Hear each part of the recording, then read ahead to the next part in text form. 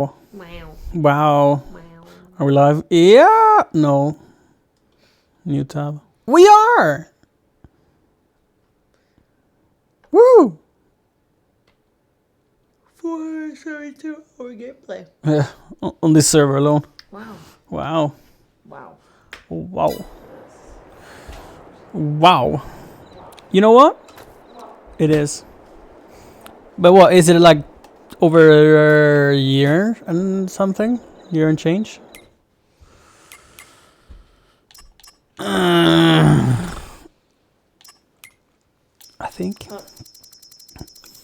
40 hours a month, almost. Yeah.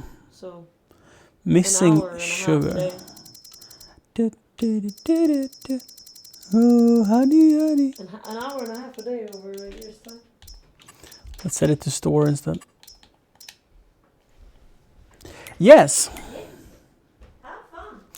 How fun. If anyone fun comes by, say hi for me. Nope, won't. Okay. I will not convey your message of friendship to people on the interwebs.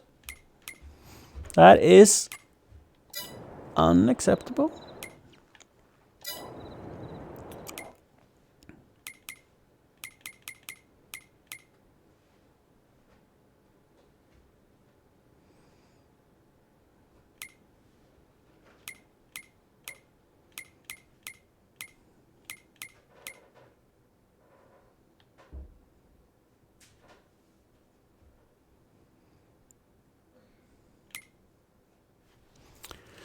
Right.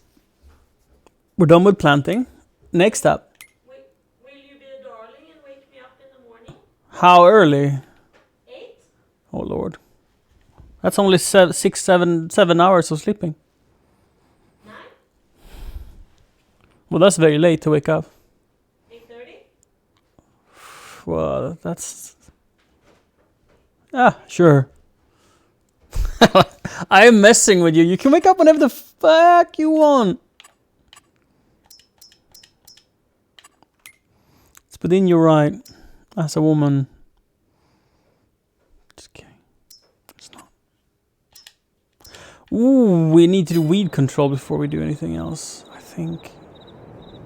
Right. What kind of tool do we need for that? 4220? Where is the 4220? Is this the 4220? Is this the... Right. Where did we park the...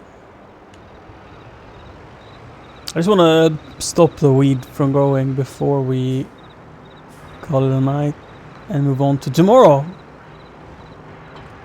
Oh, that's the wrong one. Why are we so slow?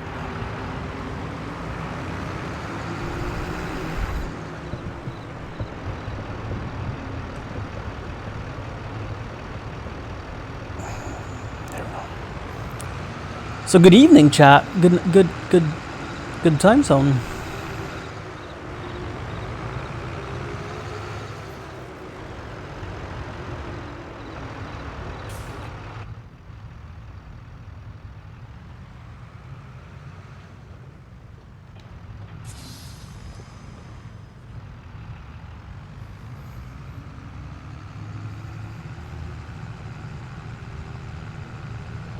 This is gonna be a quick one. This job. Enjoyable. Alright, we forgot to install the bigger light packs. Right, gotta do that.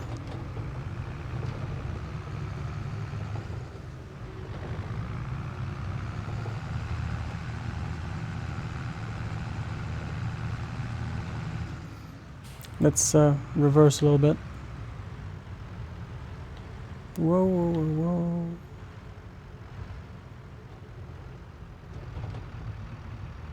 Maybe to here. That's perfect. Save.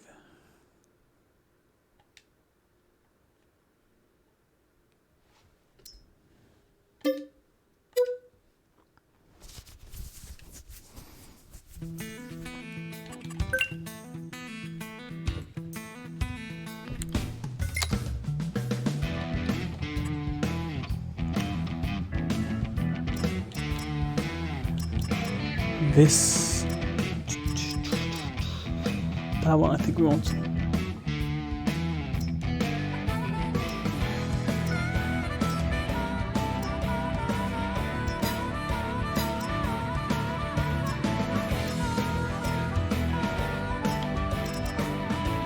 Yes. Yes.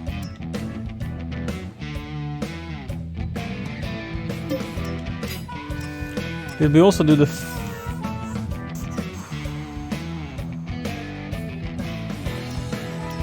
Yes. Oh, so glorious.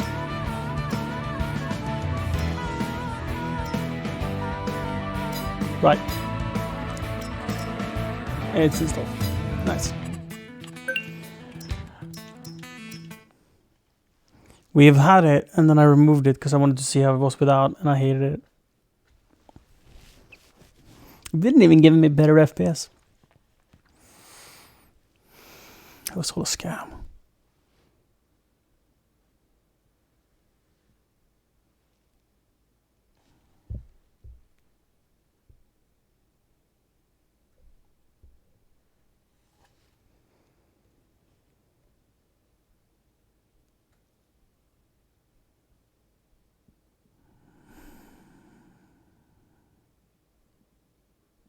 Will it hang up on 85? Yes. It always does. It always does, I feel. So what are you up to, chat?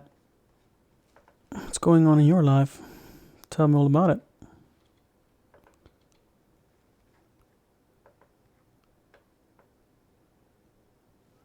How did I do that? Oh. Oh. I have a thing I didn't know I had. Allow me to attempt to show you this. Can you see it if I do this? Yeah. So I have this meter that shows my FPSs and stuff. Didn't know that. Huh.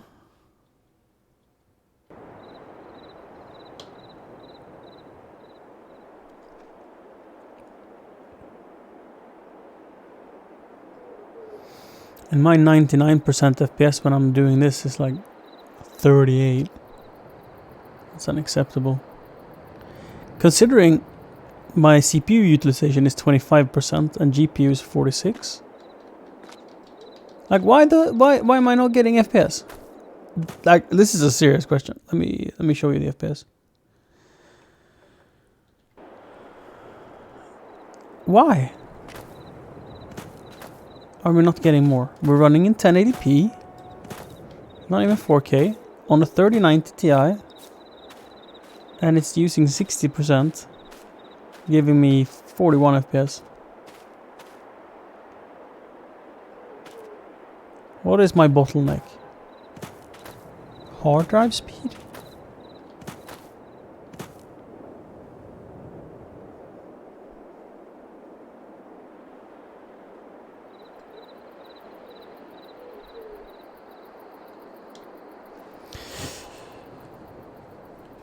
Who knows? Do you know, Dojan?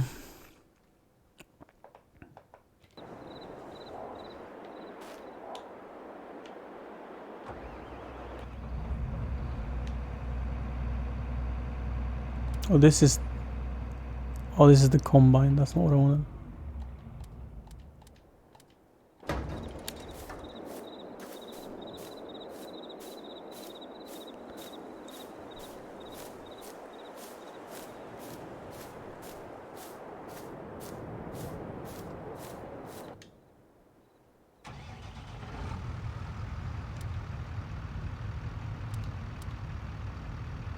Oh, that's better.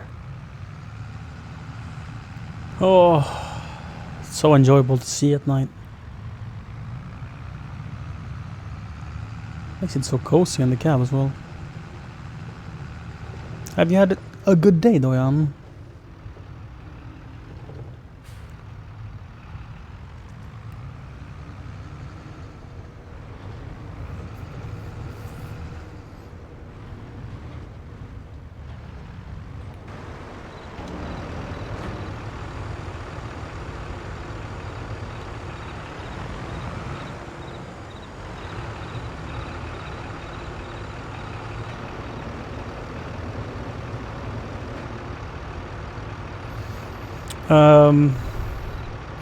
Like, what is the stuff?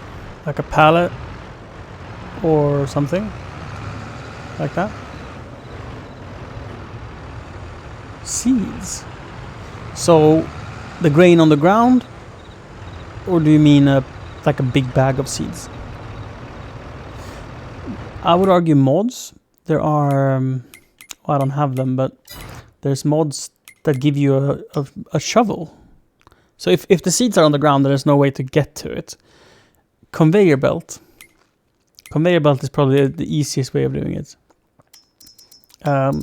Without mods, worth a try. So these can pick up from the ground, and they're super cheap. These don't. These are made to be like dropped into. You put the grain into that from the grain door.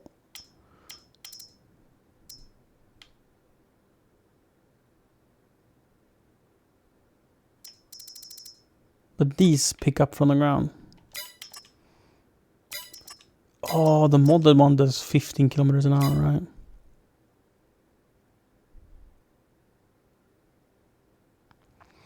All right, Toyan. Right.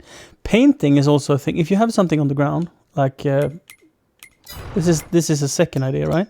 You go to construction, you go to landscaping. Let's see if we can find a place where I have something dropped on the ground. Oh, this will be really hard. Like, whatever.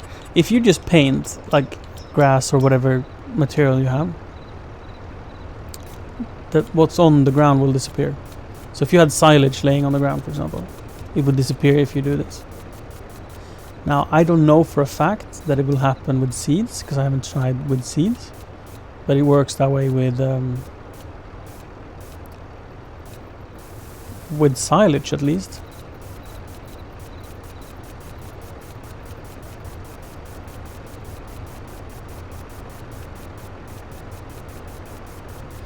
If you don't care about losing the product, that is.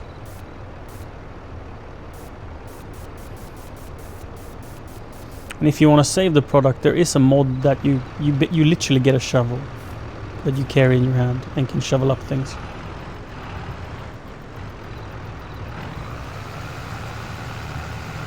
Shit.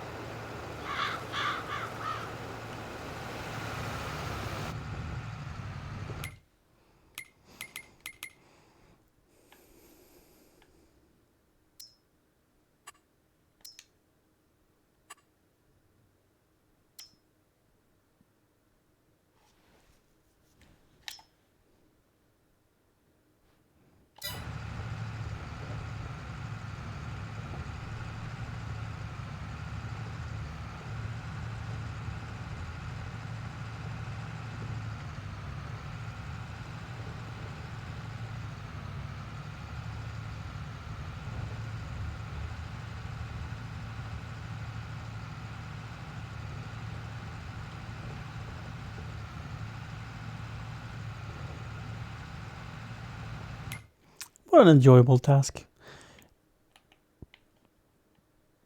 So we have these 3 fields, and then we could drive it up here because these are gonna be needing it next month. So we can just transport up there in the meantime. I wanted to put on the pesticides before we end the day. No thanks, I agree. In real life, I wouldn't do it this way. In real life, I wouldn't do this. At least we're not just spraying it on. You see, this machine has cameras. So you see on the boom here, these towery thingies are cameras that only squirt when it sees a weed. So that's good. I don't know how well we can see it, but there's some squirts going on like sporadically, which reduces the herbicide output by about 90%. So if you're going to do herbicide, this is the way to do it.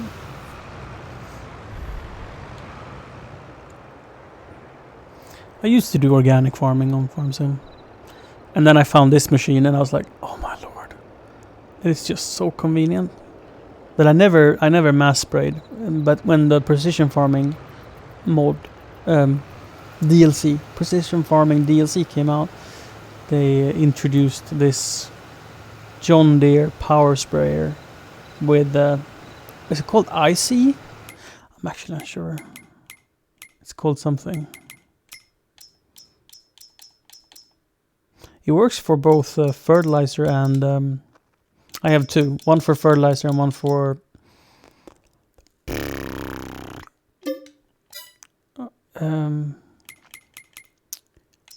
herbicide. Yeah.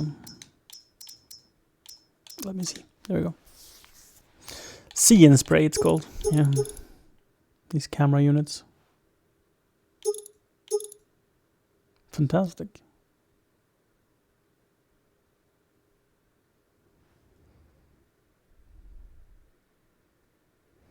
Paint tool? Awesome. Glad I can help. Good evening, Adrian Brown. I saw you were gaming, right? At least before you were in the game. Yes, you are. Haha. I haven't spoken to Kron in a couple of... Wait, I'm streaming in the middle of the night. Of course I'm not speaking to Kron. Kron started working at like 5 in the morning. Stalker. I'm outside your window, Adrian Brown, looking in. That's how I knew.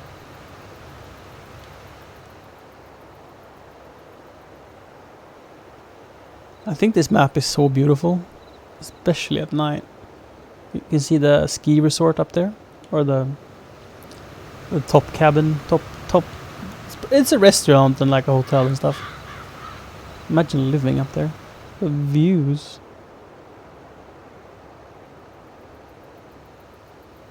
Surely magical.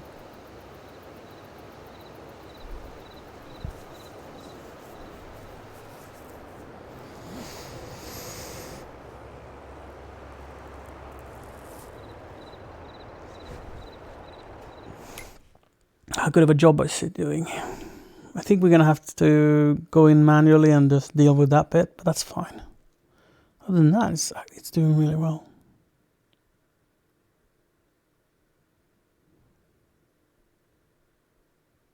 Whilst we are waiting, we might as well do some harvesting, right? So I am still looking forward to finishing this harvesting job in the daytime. But since we are here, why not? And I'll get going with some harvesting, right?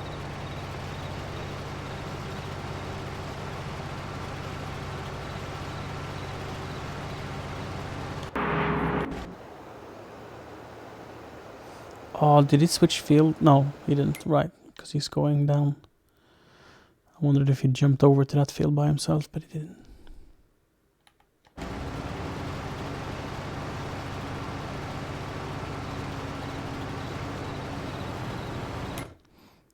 How much space do we have left in this?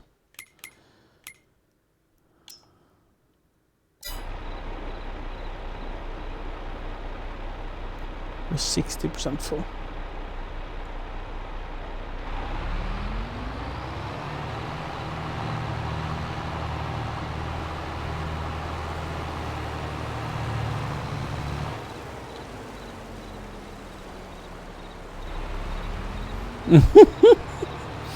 What machine are you using for harvesting, Adrian? 1280. That's a few.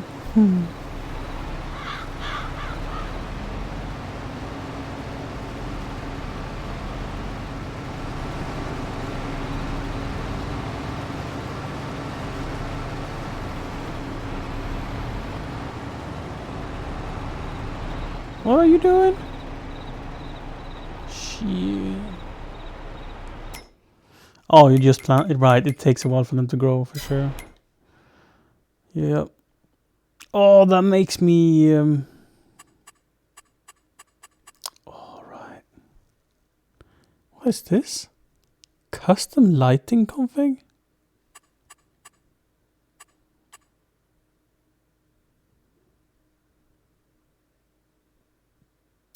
What is this?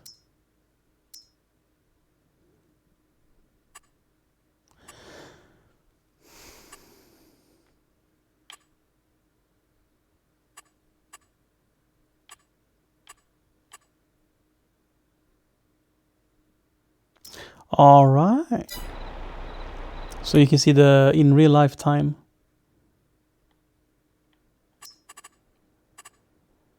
It's a very useful feature, honestly.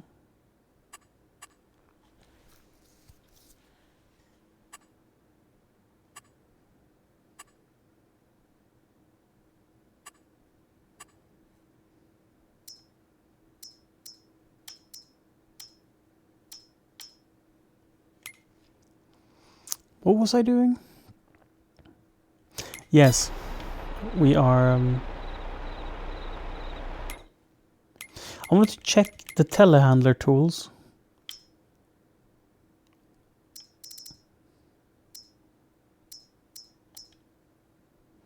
Because I saw this log grip that was absolutely bonkers. This one. No? Something like that. That was just so freaking awesome.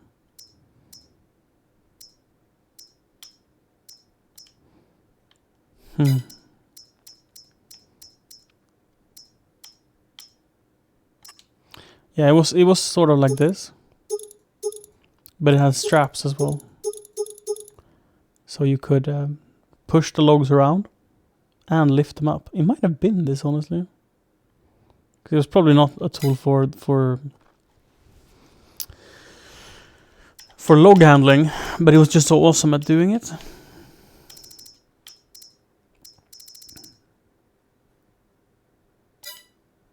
But I can't find it.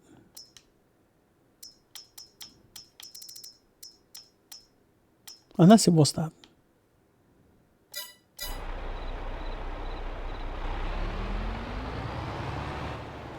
Also, how many trees did I plant? 1260. Dude, that's kind of funny.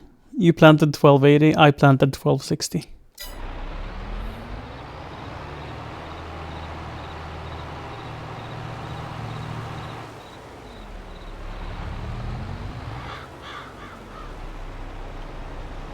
This won't work.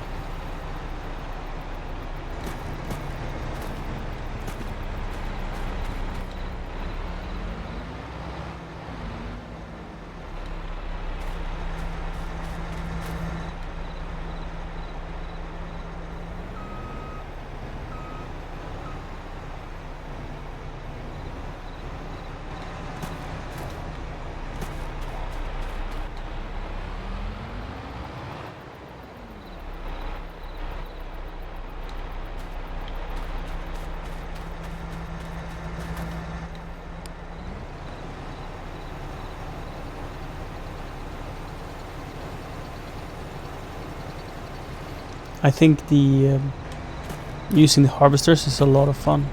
I haven't yet tried using the skidder and stuff, like the American style of harvesting. But I look forward to trying that. I think it can be very enjoyable.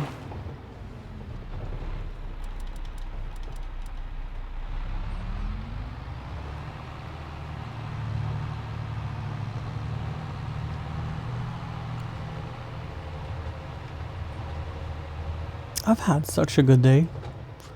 This morning we took a trip to Kalmar. No, wait, Växjö. Why?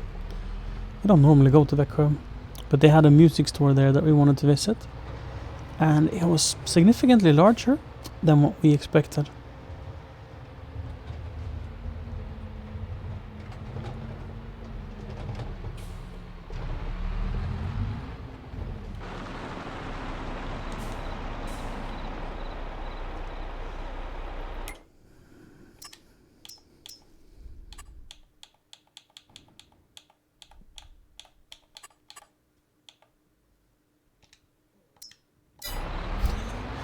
Instead of oh, what are you doing?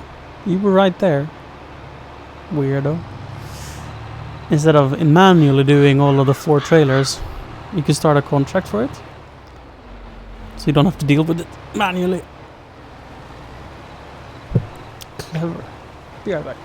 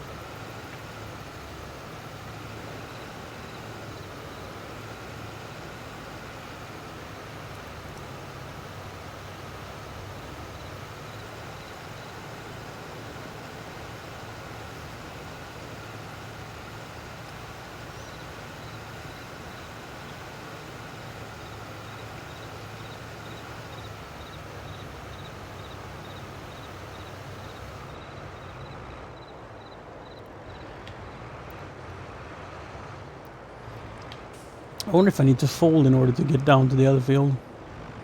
I think we can drive the boom up. We just take it slow.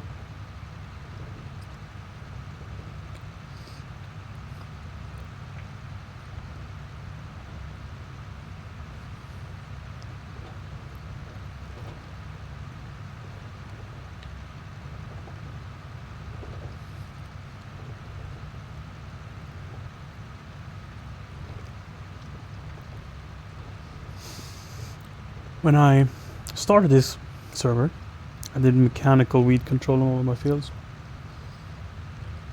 And I missed that process. I would imagine me going back to it eventually. Maybe not for all fields, but for some of them.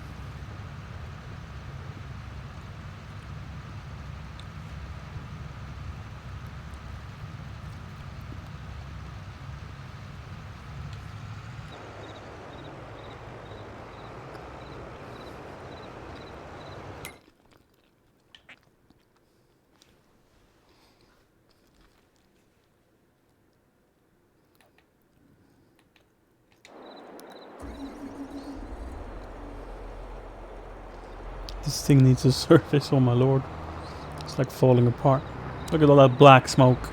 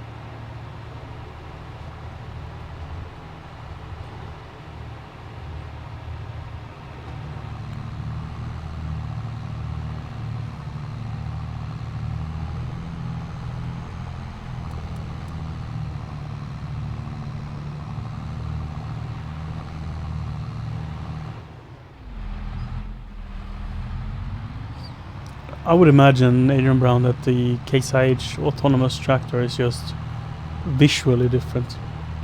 Not in any gameplay.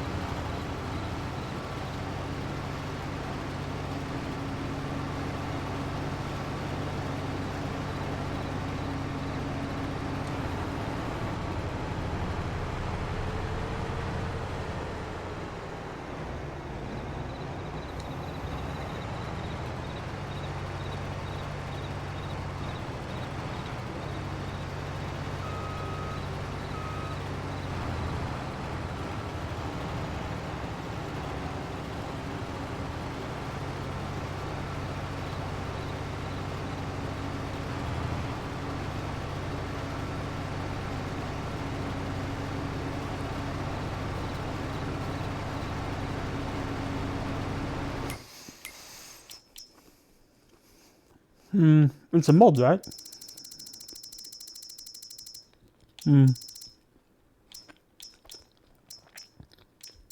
Right.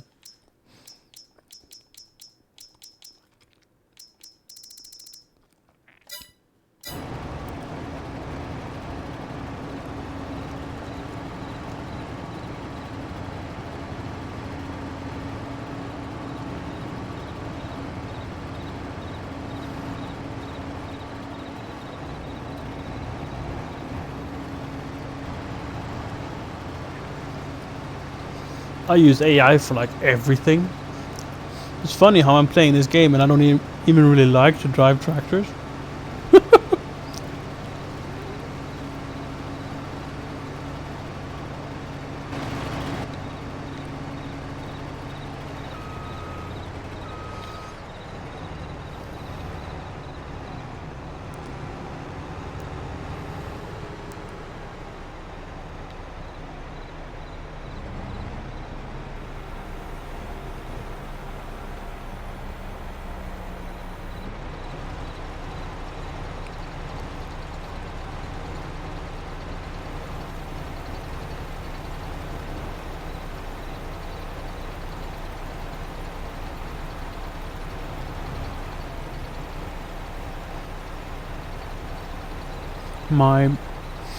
My way of playing this game is more like playing like Football Manager or something like that.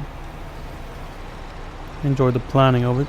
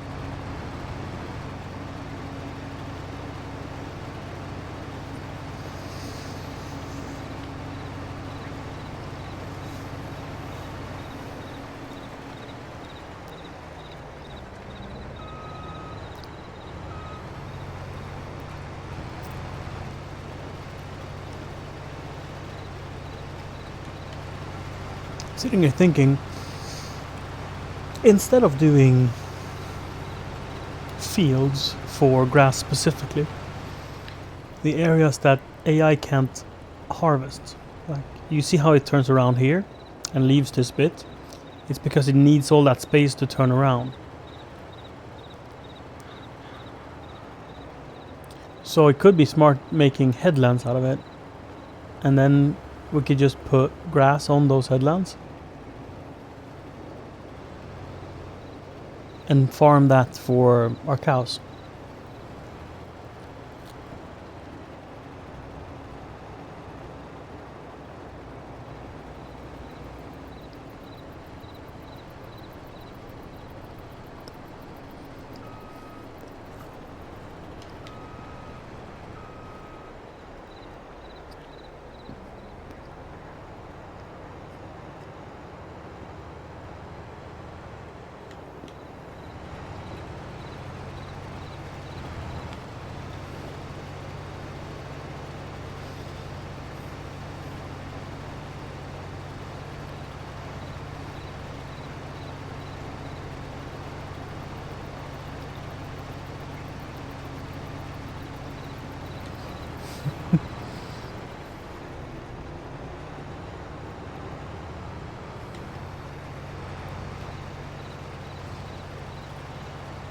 There is a lot of manual work to deal with when using AI.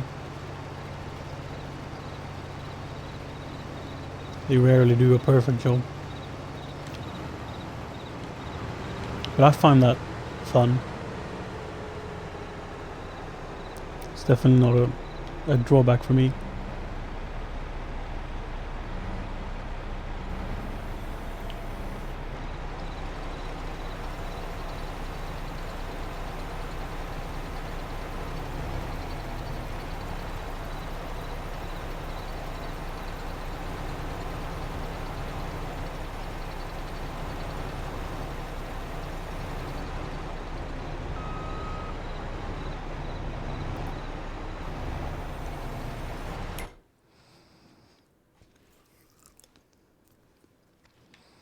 For example here, we missed this corner when we were weeding, this whole bit here. And then I can go down and fix those mistakes. That way I get to drive a little bit, and AI gets to drive a little bit, and everybody's happy.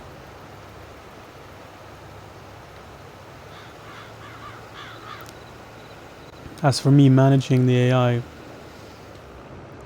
is a farm chore on its own. It's basically like having employees. They never do what you want them to do, and you always have to clean up their messes, right? That's how it works, no?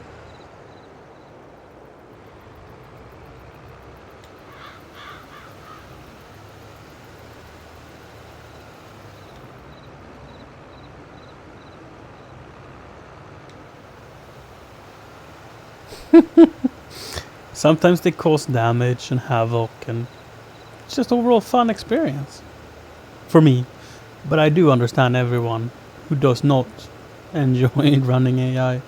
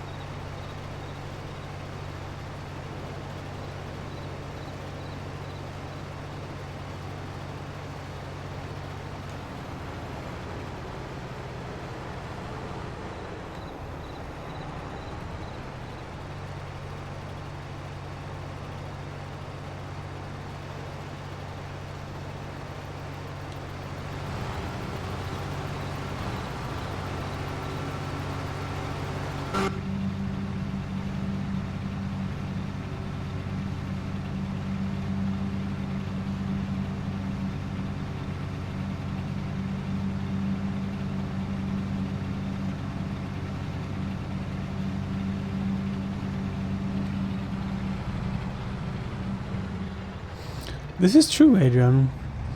I have been contemplating doing that, as you can make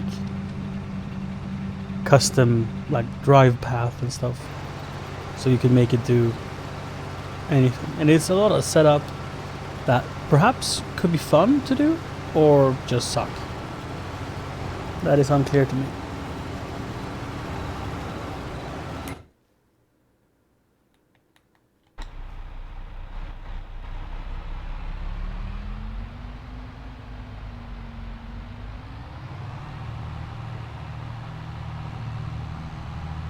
That's nice, Adrian.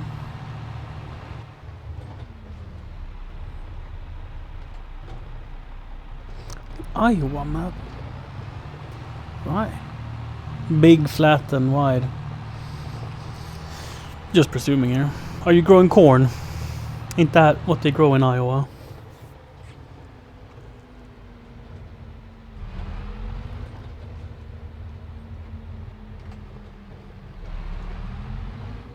Maybe not. Isn't Iowa in the Midwest? I have relatives in Iowa. On my grandparents or my grandfather's side, who emigrated. I don't know. In the 40s, 30s, 40s. Whenever Willem Moberg left Sweden, you know, that kind of time. When there was a big exodus of Sweden. Because in southern Sweden there was like no arable farmland. It was only rocks. So it was famine, so people moved to America. Bunch of people. Some of them my relatives, and now they have a farm in Iowa doing corn, basically.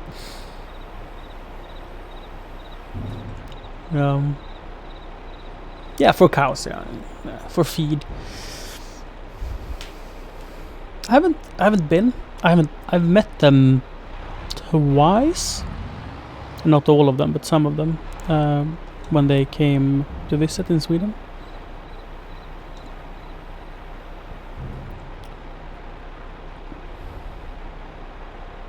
And they have the kind of fields where you sit in your tractor and watch movies on your iPad because you don't steer for 30-40 minutes. You just go straight.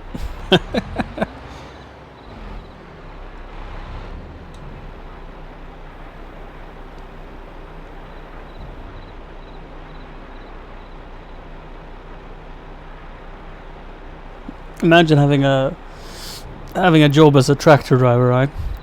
And you only really make what, 1 turn an hour, so you make 8 turns in a workday.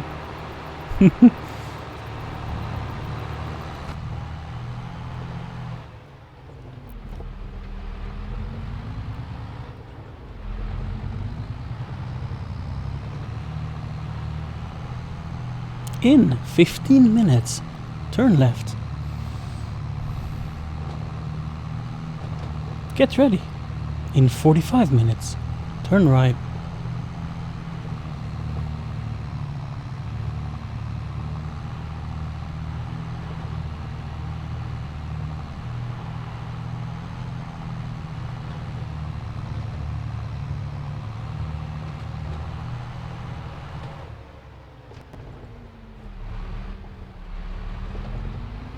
Indeed, Doyan, it would be hella fun.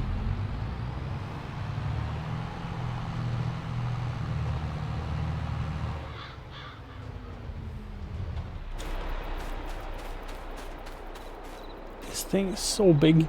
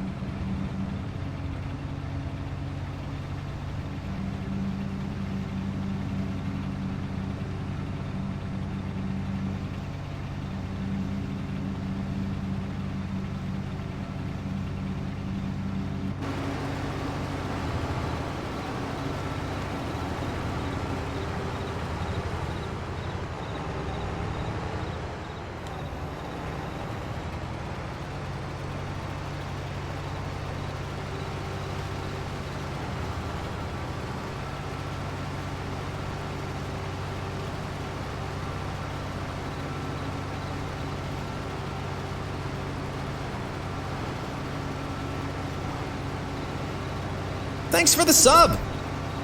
Nannerham_subscribed. Kiwi for 3 Dirk 2. Thanks for the sub. Hi, Nanner.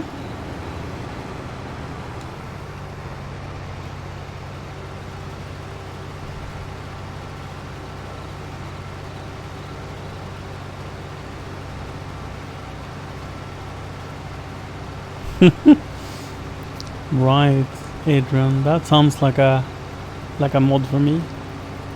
Just kidding. This map is too not straight in order to really benefit from such a feature.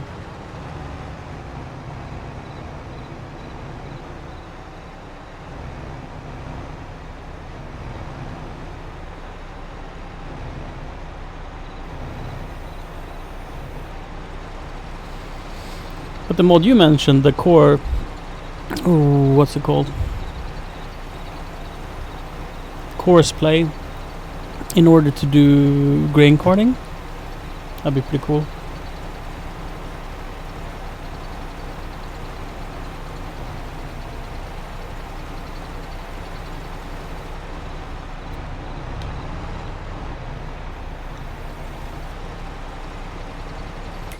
But honestly, I would imagine that the way I want to do it is to build more of the silos. So I have these. Alright, it doesn't show up. Enter vehicle. We can do this way. I have these. That is a silage factory. So you dump chaff or grass, and it makes silage for you. And I kind of imagine myself putting more of these up all over the map. So where I have areas where I grow corn, say in this region, if this is my corn region, I would build a specific factory for it here, and then maybe I do corn up here, and then I build another factory here, rather than trucking across the map. And what to me is so good about these is that they can transfer by themselves to selling points and stuff. So they are just like any production chain where right. There we go. Where they can distribute it. Or you can store it if you want to. But it's nicer because it's about 20% less silage than it is chaff. So that's it's less to truck as well.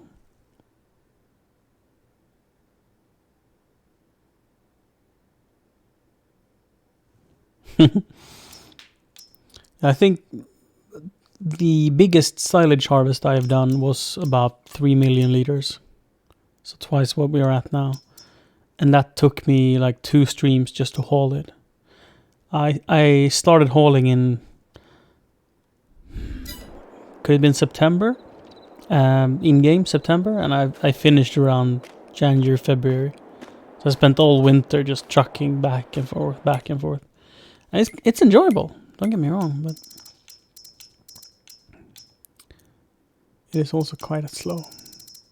Sugar factory, do we have any sugar? We do. But only 900 liters. Is that true? Seems like a little... Not... Could be. Yeah, nothing stored. But we soon have a pallet that we can put in our ice cream factory. Before it was set to distribute, and what it did is it put a lot of the product in the other factories that already have a shit ton. Like the dairy has 25,000 liters of sugar, right? And the bakery has like 60 something. Never mind, 1,800. So it was giving to them, and they don't need it as much as my ice cream factory does. So I want to prioritize it. That's why I did... I moved it to store rather than distribute, so I can move it myself.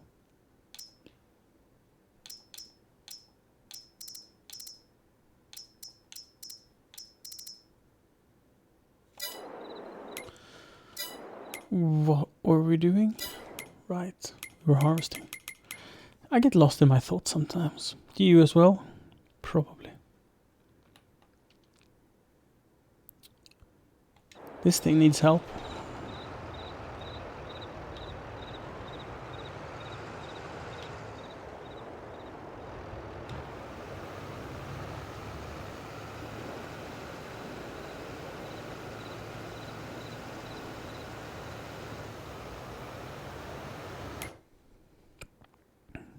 Right, let's do the end first before we go over there. Did I finish the lower field? I did. So let's do this, drive all the way over. Now we're gonna be done.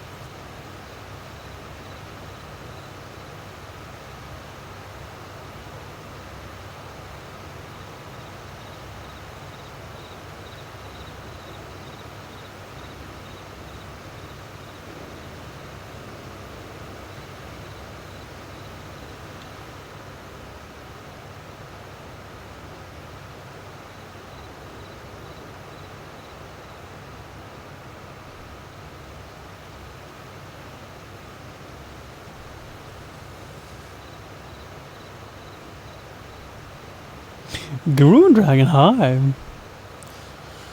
Are you having steak? I mean, it is a Saturday after all.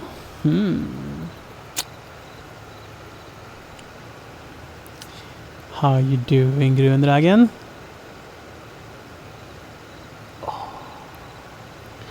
I don't know if you knew, but me and Siri talks about you a lot. I mean, healthy amounts, right? You're our friend. And whenever a friend disappears for a bit, it becomes a topic of discussion.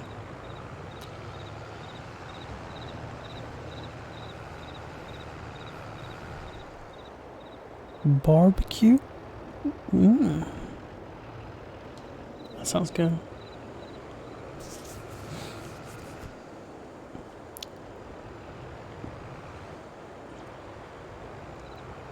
I have not had dinner yet.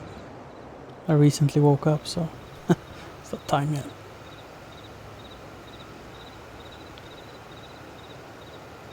What will I make? So I made like a casserole with some beef sausage before. Turned out pretty well. But I could consider cooking.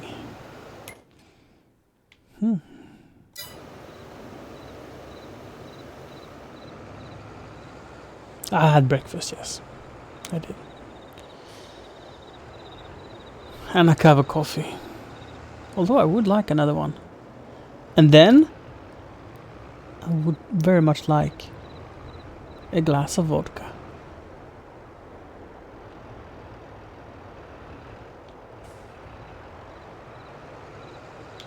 Whoa, whoa, whoa, whoa, whoa, whoa, whoa, whoa.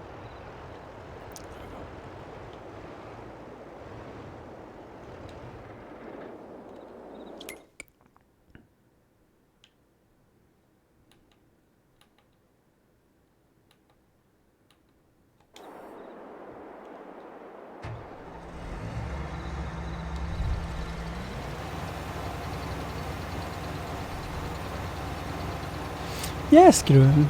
I know. Doyan wrote on Discord.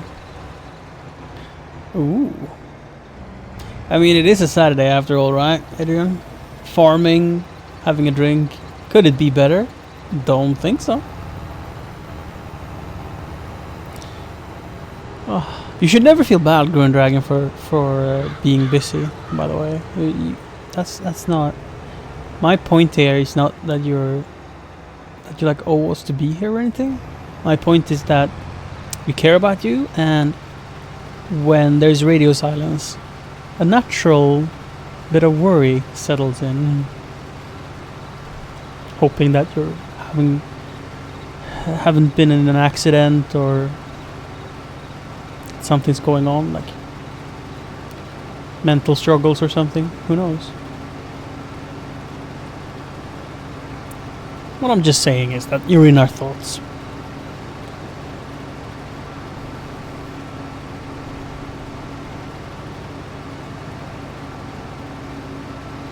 To send more pistachios. Dude, the pistachios was so good. Very thankful for those. Oh, chat, if you didn't know, Gruen Dragon sent us a care package with pistachios. And the hugest bags I have ever seen.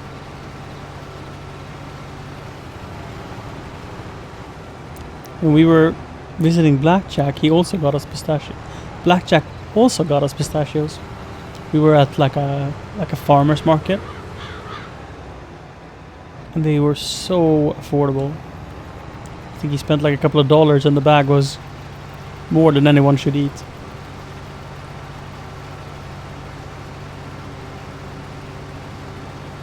Kuwait was an awesome country to visit. When we were on the plane, I swear 99.9% of people were business travelers.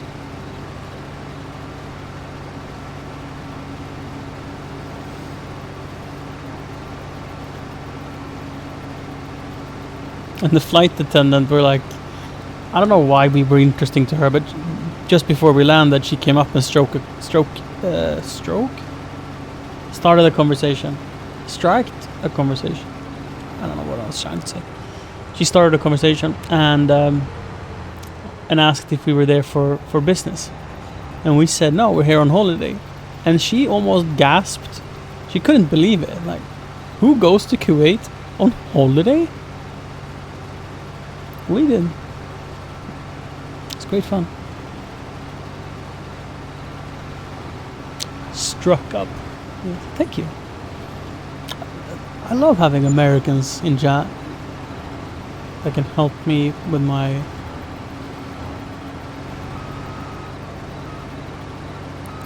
language, so I become less of a filthy Swede.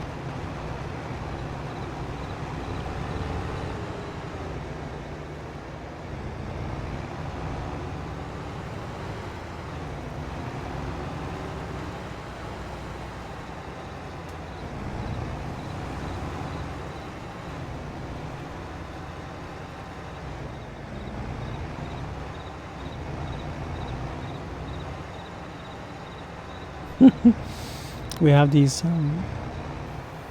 smaller, like single serving bowls that we pour up the pistachios in for Ebbe. And he's like a kid in a candy factory, like taking hands full and just shoving them in his mouth, smiling like I would not expect him to like nuts that way, but yeah, pistachios is his thing.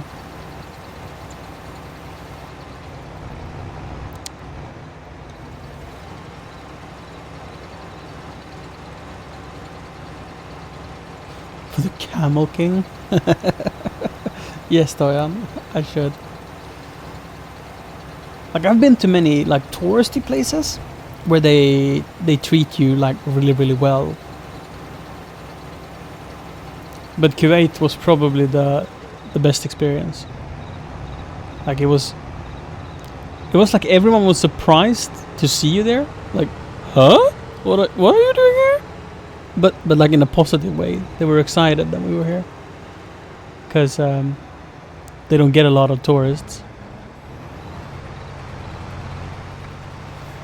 And there was not a single interaction that was anything but super amazing. When we were leaving at the airport, we were starting to line up in the queue for security. And then this security comes over and like, oh no, don't stand in the normal line, come over here. And they brought us to the VIP section, or the business travel section, just straight through. Why? No idea. Yeah, it wasn't even like a big queue, so they like tried to divert people. They just really cared about our experience and wanted us to have a good time. I would love to go again.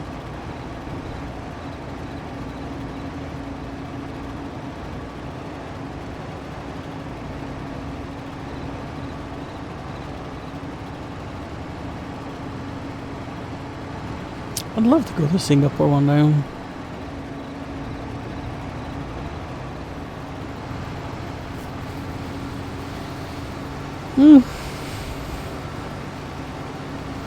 Right. So, do you mean has something happened, Gruen Dragon, which makes you unable to go to Norway? Or do you mean like you intend to, but you can't guarantee that you'll go?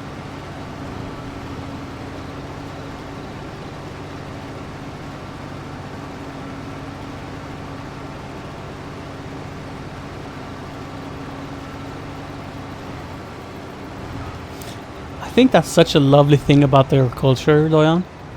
Like, I would imagine that Blackjack would want to spend time with Siri. I mean, he's known her for so long, and they're like good friends and stuff. But when I was there, he really made me feel like he cared more about me than Siri, and that was very surprising. Because like whenever we visit and meet anyone else from the community, understandably, right? Understandably, they really want to spend time with Siri. But no, Blackjack was like, "Yep, Siri, you go with my wife. I take Johannes." Just like very surprising, and it was fun. I mean, Blackjack and Siri spent a lot of time together. It's not like they didn't meet or anything. But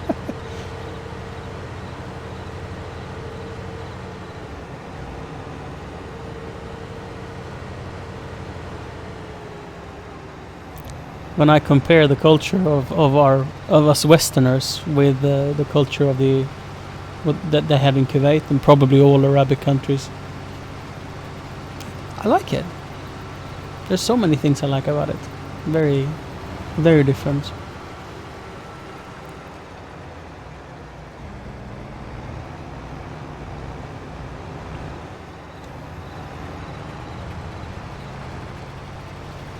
So the flight to Kuwait was not bad at all. I think it was maybe 10 hours of travel time actually, because we had to do a layover in Amsterdam. 8 hours travel time maybe? I don't remember. But it's not too bad. We should go, Diane. Siri can stay home with Ebba. You and I go.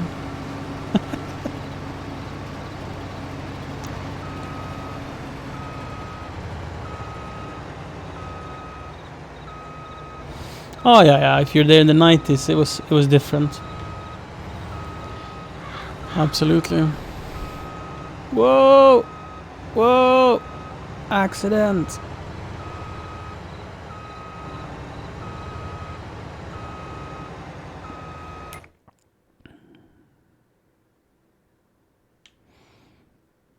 Yes, now we need to spray. Wonder why we don't need wait, field 8 is not ours, never mind. Never mind. Who has driven over these fields like that? Maybe me?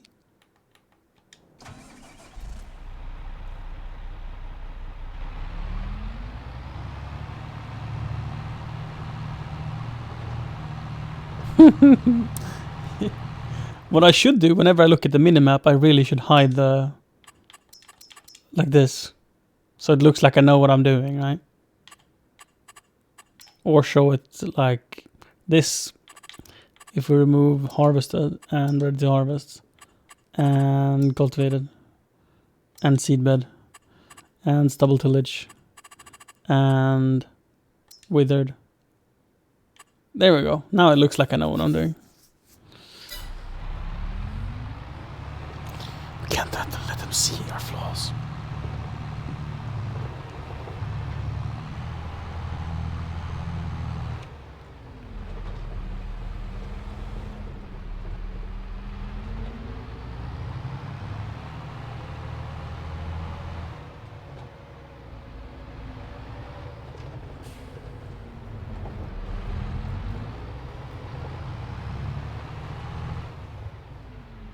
Syria was not. She's born 93, but I was.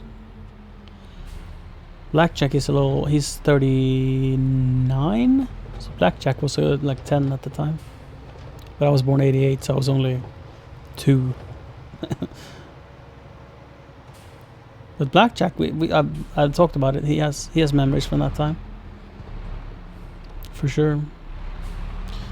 Scary stuff. War is just nasty shit.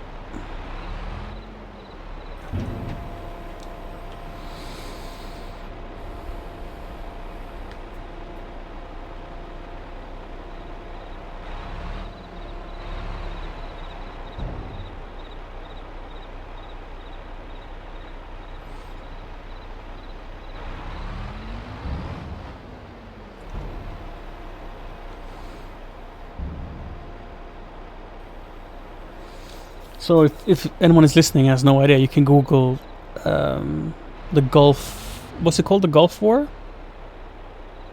I don't remember.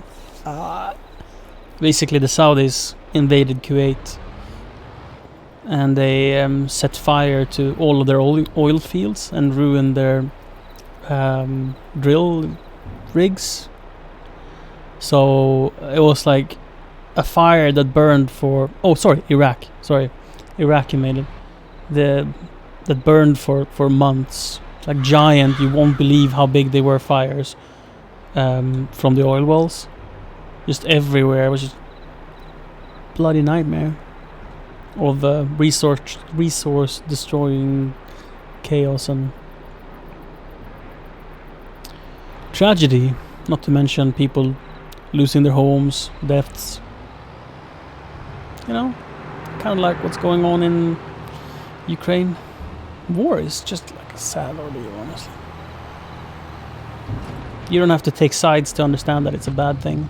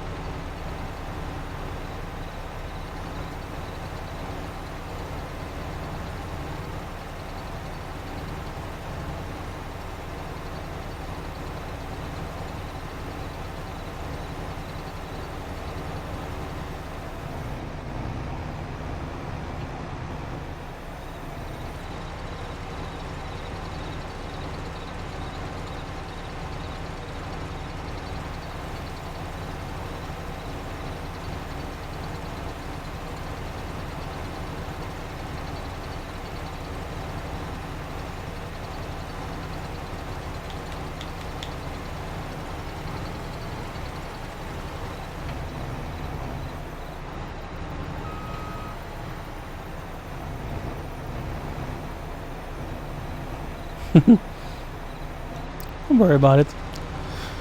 I want to be able to discuss politics and differing opinions amongst friends. Because are you really friends if you can't disagree? And do it in a way that doesn't create bad feelings between you? Like, it might not be the most interesting to talk about, but I don't want to be the kind of guy who just, nope, no politics allowed. Don't deal with that in order to not risk getting into a fight. Because I feel if you get into a fight that you can't resolve, your relationship is not strong enough. And of course you can get into a fight that leaves you needing to take a break for a day or two, but ultimately I believe it will grow your relationship. Now, I don't have the patience to do that with anybody on Twitch. Like, if you're new, or if I don't like you and you cause a fight or are a part of a fight, I might give up and remove you from chat, so to say. But if someone like you, Adrian, or Green Dragon, or Doyan, if we start to disagree with each other, that's like, I'd have patience for that. I'd do the best to understand and resolve and learn and grow. And I think it would be just fine.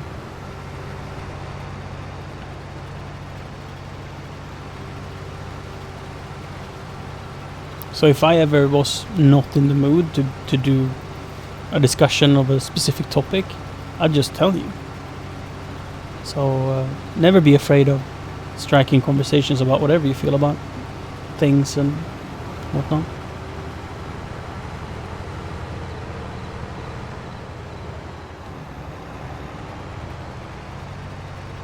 In a civil way? Who has time for that? Me. I do. I do like conflict resolution. I do like that. I mean, of course, I would rather not have a conflict, but the conflict the resolution is sort of a puzzle that takes some brain power to figure out. But once you do, it's quite rewarding.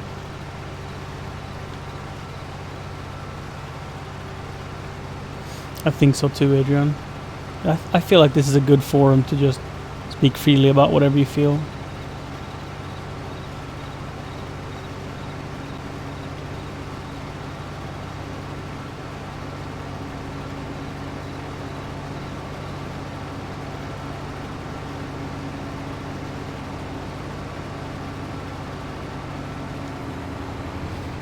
Absolutely, Green Dragon. I think she's in a really good space right now. Like, she has so much motivation, you can't even understand it. I don't understand it. You know, when she's doing 6-7 days a week on average, I'm like, she's gonna burn out. On Monday she's not gonna go to work. She's gonna like crash. Now every day she's like just so excited, so motivated. This is just like when she has like this video game that she just loves. And she wants nothing. She wakes up and she wanna play. She wakes up and she wanna play. And then it crashes. The difference here is that, so I could give her more time. Like, this is a conversation above her head, but please understand and hear me out. I could give her more time to stream music by taking like picking up Ebbe from preschool, allowing her to do another 4 hours of streaming or whatever. But it is my judgment call that would make her burn out. That it would be not healthy for her to be allowed to keep pushing, to do the long hours and crazy shifts. I think it's fantastic for her that she gets the opportunity to spend so much time with Ebbe. And I think that mix of doing what you love at work and doing what you love as a mother, and still she managed to find some time for herself, to read books, to do a lot of self-care, to work out. Like, her balance right now is so good, and I think that is why she can go 6-7 days a week, and that's done for 2 months. And she said it earlier today, like, she has never been this dedicated for this long in anything in her life. Like, if you take a game like They Are Billions, that was like 3 weeks. Valheim was maybe 4 weeks or so. But most of the time it's like she goes 100% for a week, maybe 2, and then she burns out, get tired of it, or something. The subathon was a longer cohesive period for sure, the 65 days of 24/7, but also at times she didn't have the mental health to no, whoa, my controller ran out of battery. Holy fucking moly. Dude, that's like the worst place possible for that to happen. I was like, why is it not steering? Fuck! My Jesus, Lord. Savior. What do I do?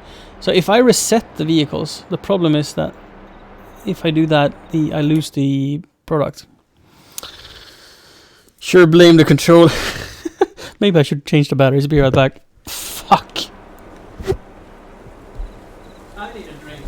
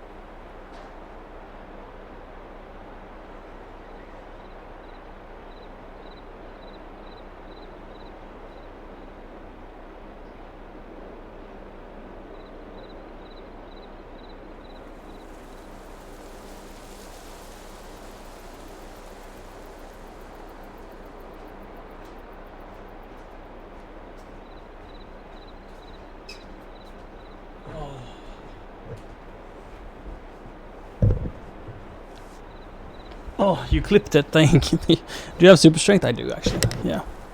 This is one of those moments where I don't feel bad about using super strength. Thank you for advising me to do that. I think this is like the perfect moment, because this is just an unhappy little accident, right? I need to bring up the help window because I don't remember the... And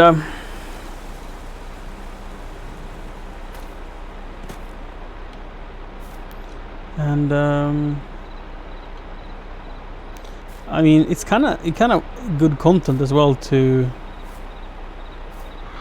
try to do this in a normal way rather than this kind of cheaty, hacksy way.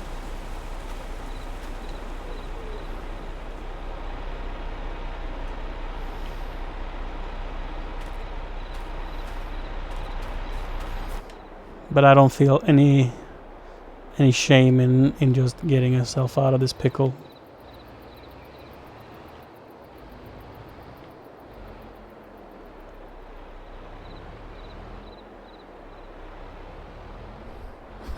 Yeah, right. Like the kind of mess to get ourselves out of there is, it's, yeah. I was not in the mood. Thank you for giving me that idea, Duran. Thanks for the tip. Jack Joffa cheers 100 bits. This morning I coughed up a pawn, a knight and a bishop. I must have a chest infection. I was like, where's that going? Chest infection. So, cheers, guys. Cheers. I'm having some German vodka.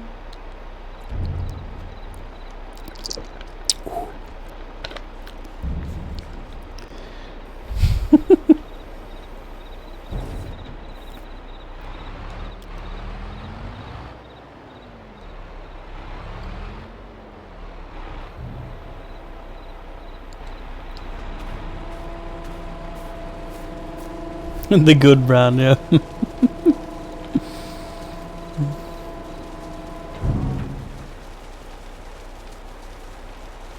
I want to play The Witcher 3. I wanted to play it before the next gen update. Now that the next gen update is out, like, it feels even more relevant than ever. But right now I'm a little bit addicted to this video game. I don't know if you've heard of it. It's called Farm Sim. Is that smoke?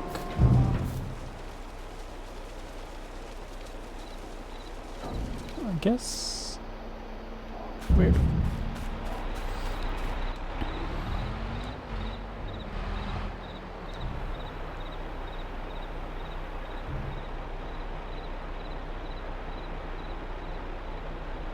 Yeah, right.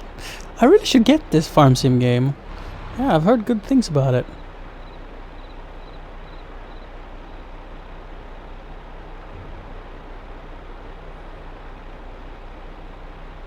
A speedrun of farm sim? Wow. Speaking of speedrun of farm sim, I've been thinking that, I mean, now I'm too excited about the progress we're doing on this main save that I have. But I was keen on doing a speedrun challenge one day in this video game.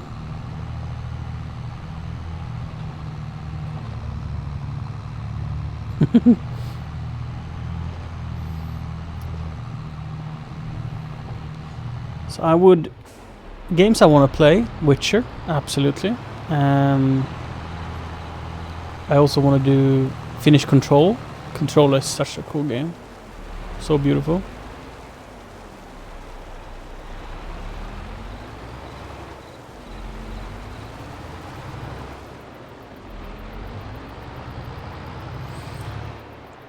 I want to play more Cyberpunk. But I am not feeling Cyberpunk with controller. There's just something about it. Like, I want to love it, but Cyberpunk with controller doesn't do it for me. And I'm a big on controllers, but it's just they have some super weird algorithms for control input.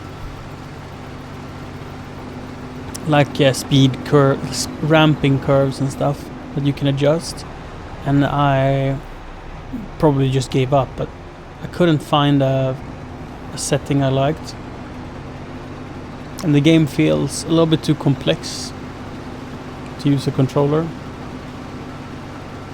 Gave me a headache. Oh, and Red Dead Redemption. Oof. Yeah. Red Dead Redemption, we're definitely giving a look as well. Eventually, maybe. I say definitely, but I mean, no one knows if I'll ever have time to do all the things I want. You just have to see.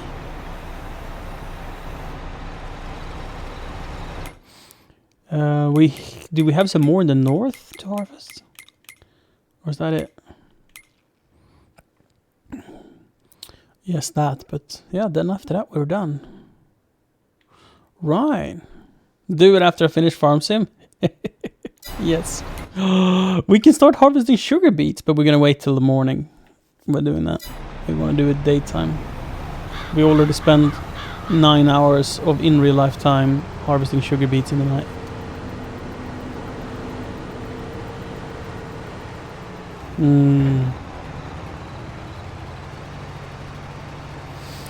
I think if I had a monitor I enjoy, I would probably like keyboard more.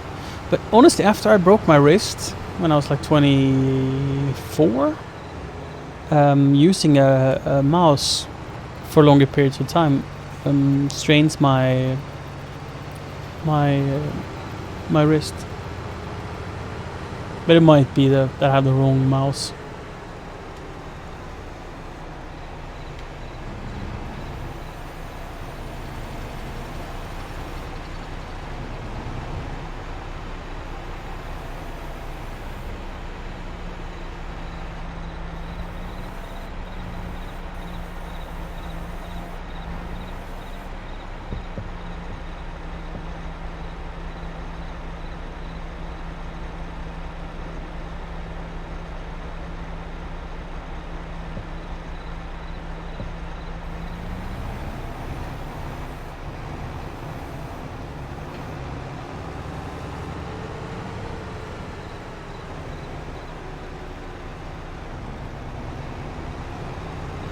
So I don't think there's one thing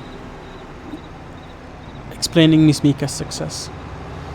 I think Miss Mika's success comes from doing 10 different things. Like, she's all over the place, she's super active, she's streaming a lot, she's very frequent, and she's amazing at what she does. She deserves all the success. And she's lovely in real life. When we visited Siri's parents last, we, on the way home, stopped by Stockholm and met up with her. She's fantastic.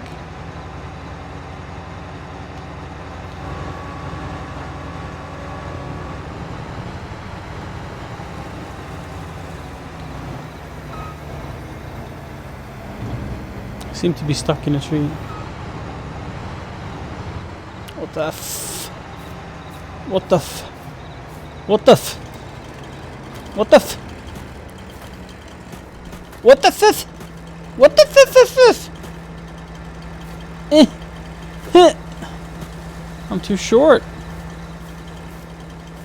Can I climb up the back? Why am I so short? Oh, there we go.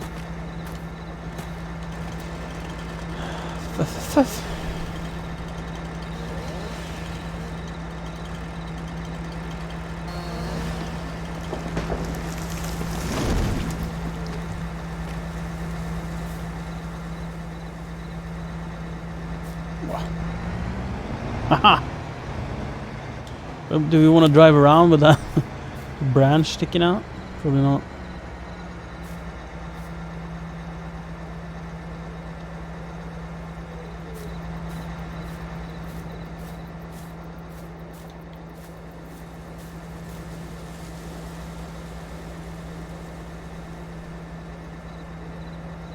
Yes.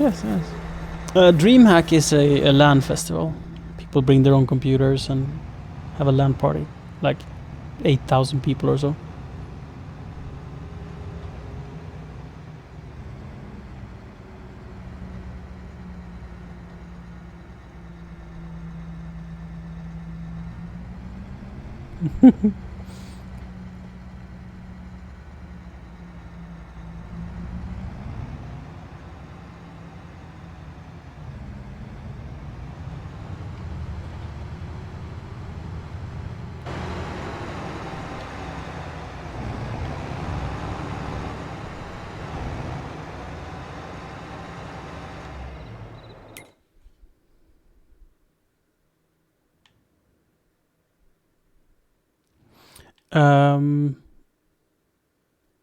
I don't know her, no.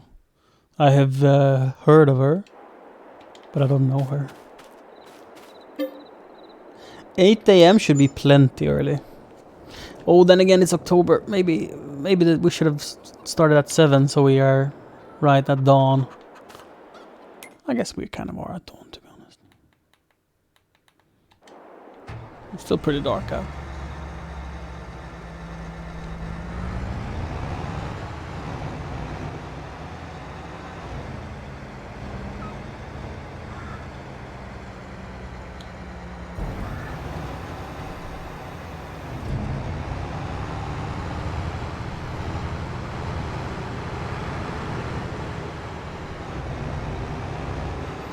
We will fuel, wash and service all of our harvest equipment once the harvest is complete.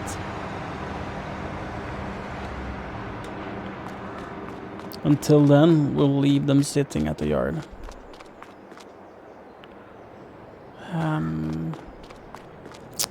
Right. What vehicle should I use to pull that thing? We could try it with the truck, actually. I don't know if that's gonna work well, but it's worth a try. It has poor turning radius. Oh, it might be painful.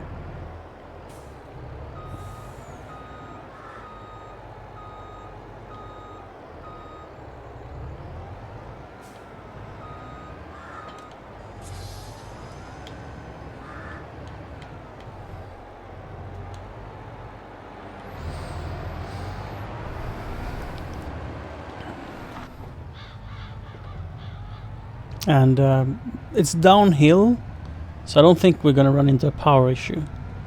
Because we're running empty uphill and then with a load downhill.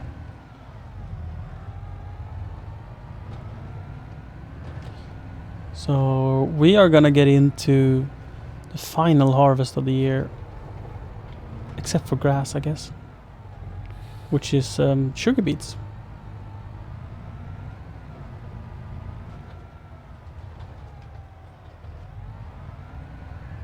Has Hekime stopped streaming? That it was outside my knowledge.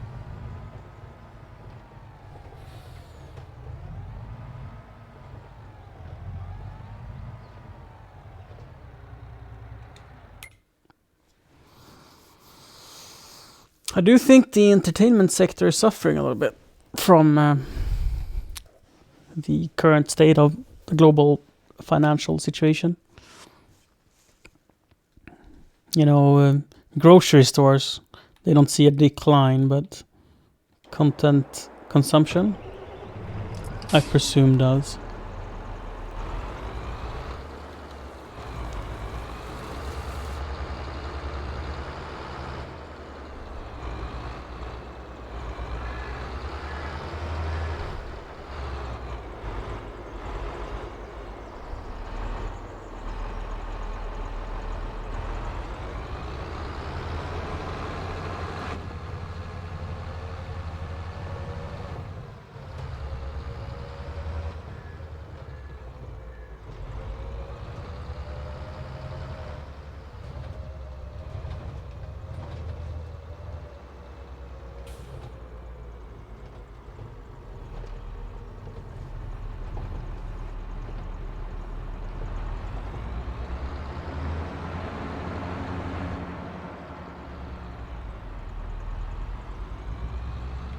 All right.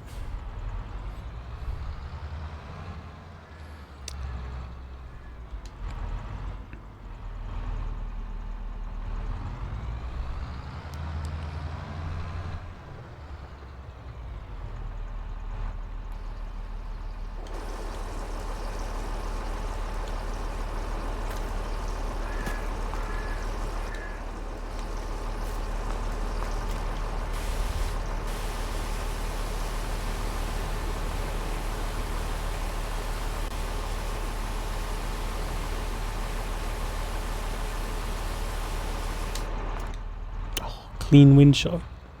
Clean windshield. I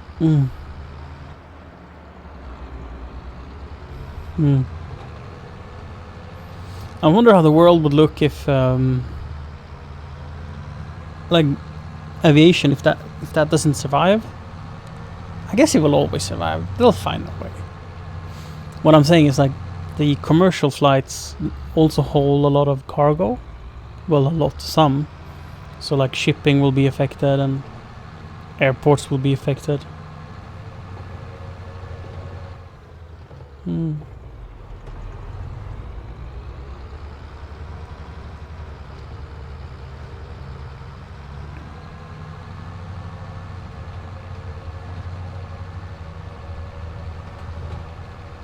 Transportation is such a crucial thing that, I mean, yeah, I wouldn't imagine it dying.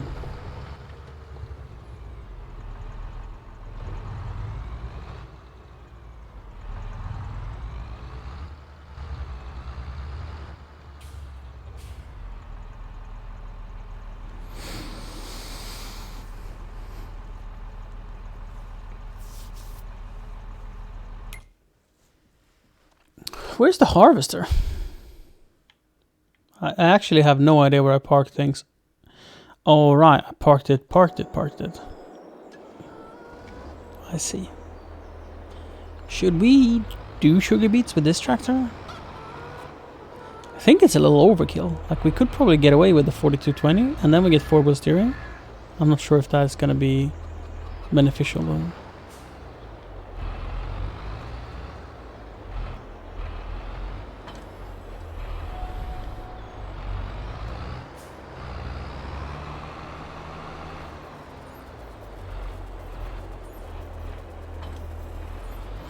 Do we have expensive toilet paper? I mean, I don't know.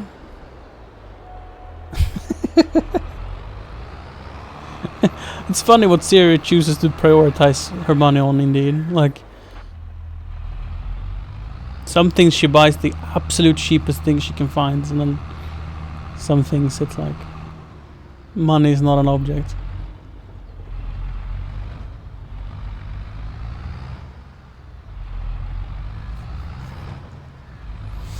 I think it's a shame that planes like the A380 might not exist in the future. I have had the fortune of flying in an A380, and I would describe it like, if a normal plane like a 747 is I guess 747 777 is a big one. 737 then, I don't know the names, but like a regular commercial flight, you know? If you compare that, it would be like a speedboat. And the A380 is a cruise ship. It's just, they're so big that when they take off and land and move in the air, it's like they're stationary. It's a huge difference.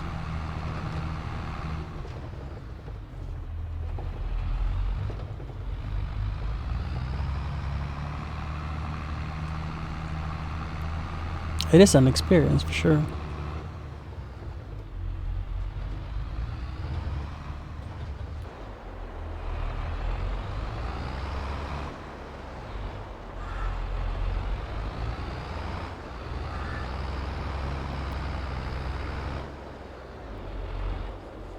It's gonna be super interesting to harvest this field and see how well it's gonna work, because it's such a long run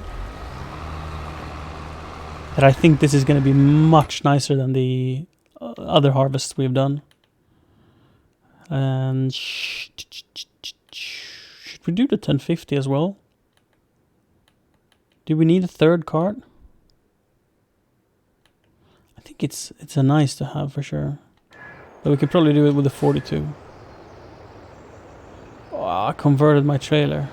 Right. Let's go and buy a new one.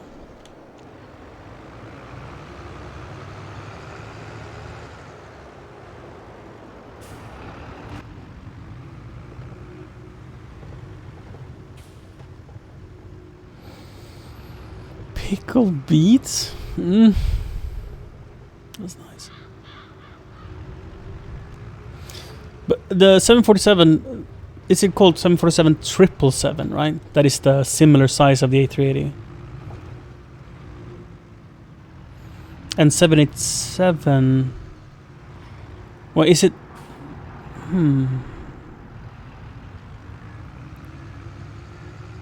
Oh, it's just 747. Right. But I thought it had like a designation, like 747-300. Or is it 737-300 that Ryanair uses? That honestly is the plane I've flown the most.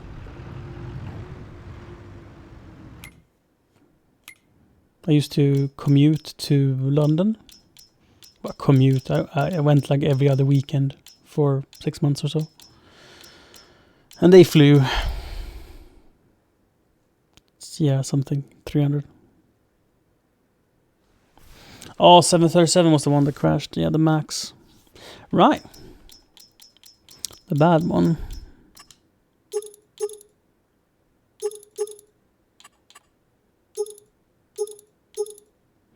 Ooh, I don't remember what wheels I'm using. BKTs probably. Let's go. They can be different, that's fine. 21,000? Trying to rob me?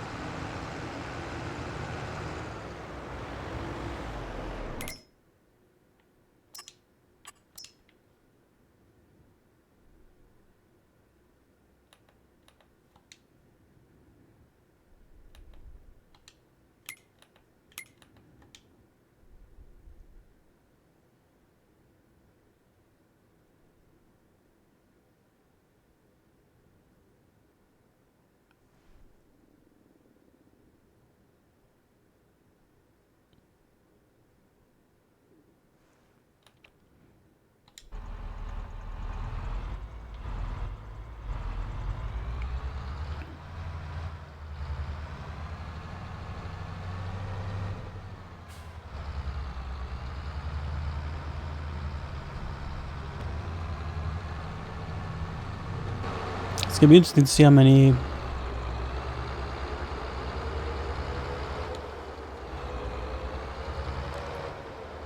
liters we'll get from this venture. So the tank is full, going from there to here. That means about 2 full trailers, or full tanks or rather, in per pass. Is this the bigger of the two? I think this is bigger. It's gonna be some sugar beets for sure.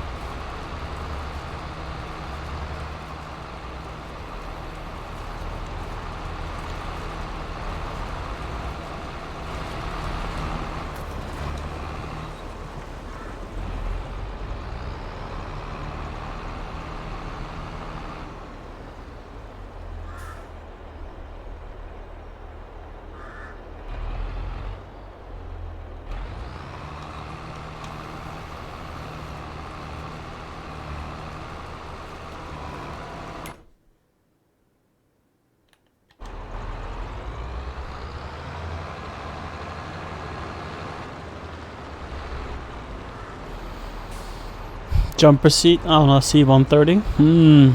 Imagine spending 10 hours in that plane. Oh wait, you have. Feels good, man.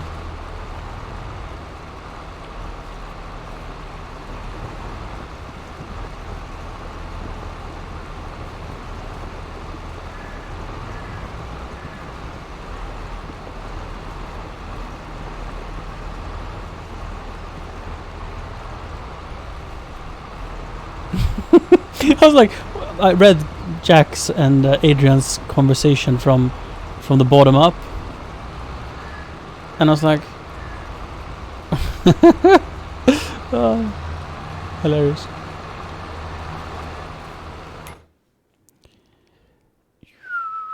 Let's see if we can create a job for this.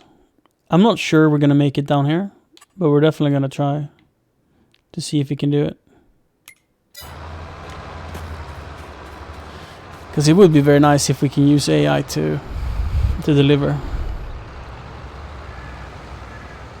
We'll see.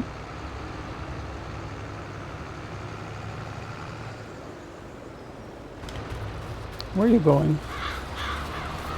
Are you reversing all the way back? Like, just for fun, we'll see where he goes.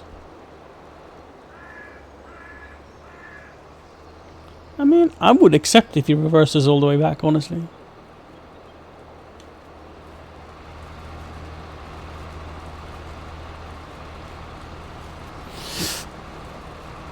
Whilst we wait for him to reverse, let's have a drink. Cheers, guys! Cheers. Happy Saturday.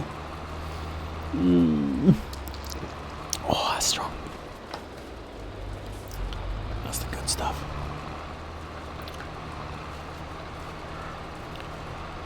Where is he going?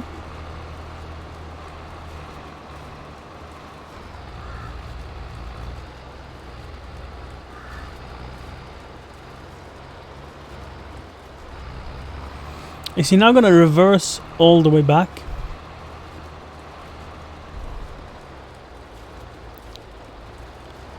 That is one way of doing it. What? Oh shit. I forgot that I have crop destruction on.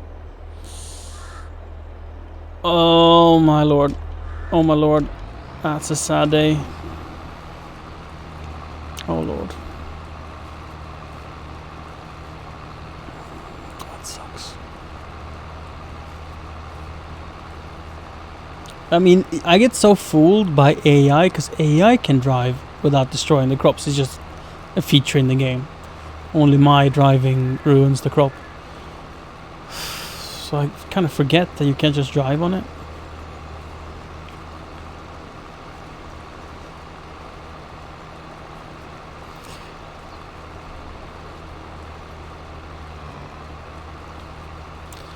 So I think that answers your question, Grundragon. AI nor human driving has improved in this game.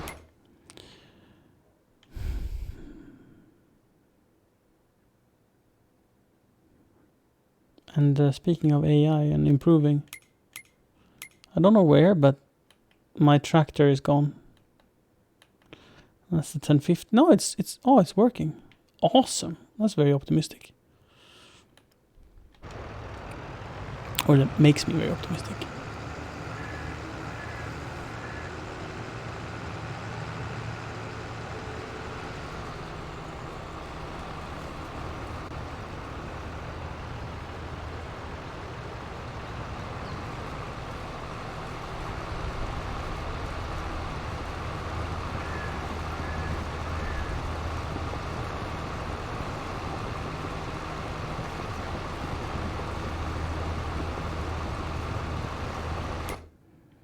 That is done.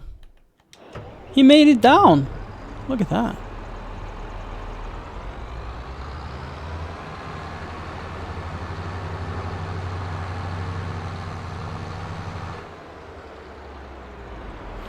I love that we have such a healthy sugar beet storage.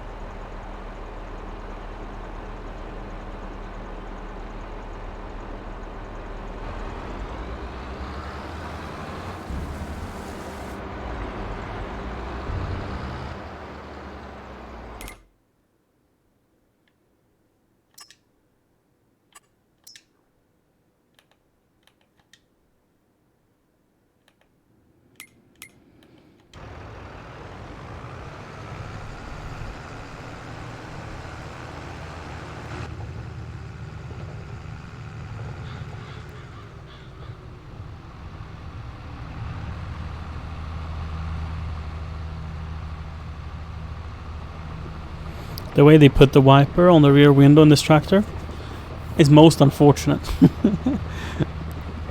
I mean, I'm sure this is the small one, the 4220. I imagine it's still being used for grain carting. And I don't know who was thinking. But it's not a nice way of doing it, for sure.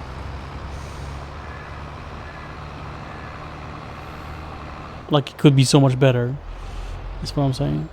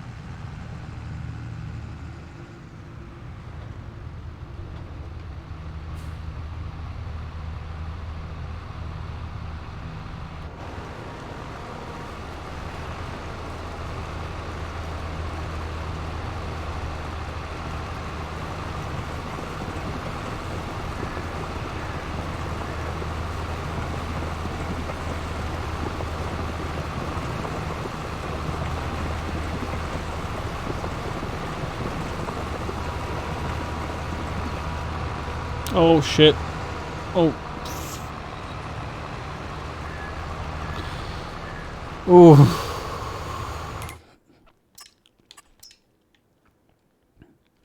Forget that you have to make sure to not be under it when he folds it down. That's my bad.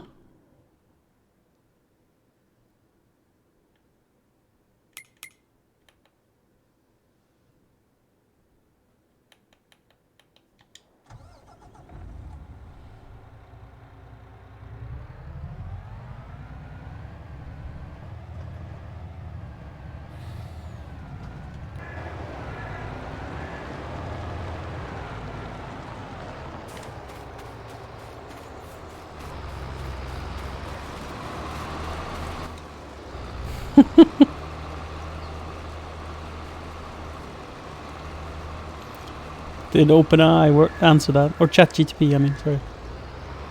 Oh shit, I ruined the field again.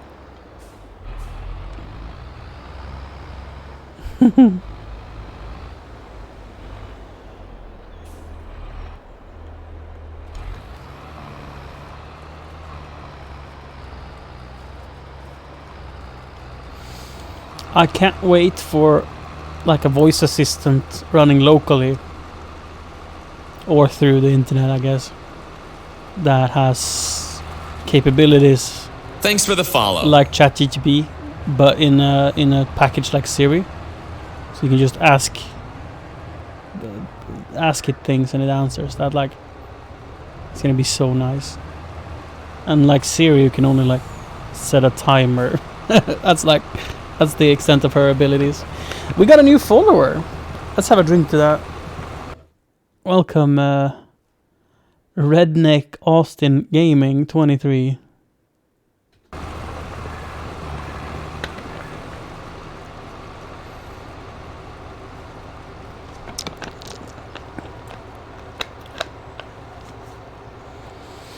I have never thought of it, but we are Apple fanboys, me and Siri. Siri being my girlfriend, not the voice assistant within the phone. And we recently got our first Android phone. I say first, that's not true. I had a Sony Xperia, the first Sony Xperia phone, but that was so far ago, like long time ago, that it's not Android really the way it is today.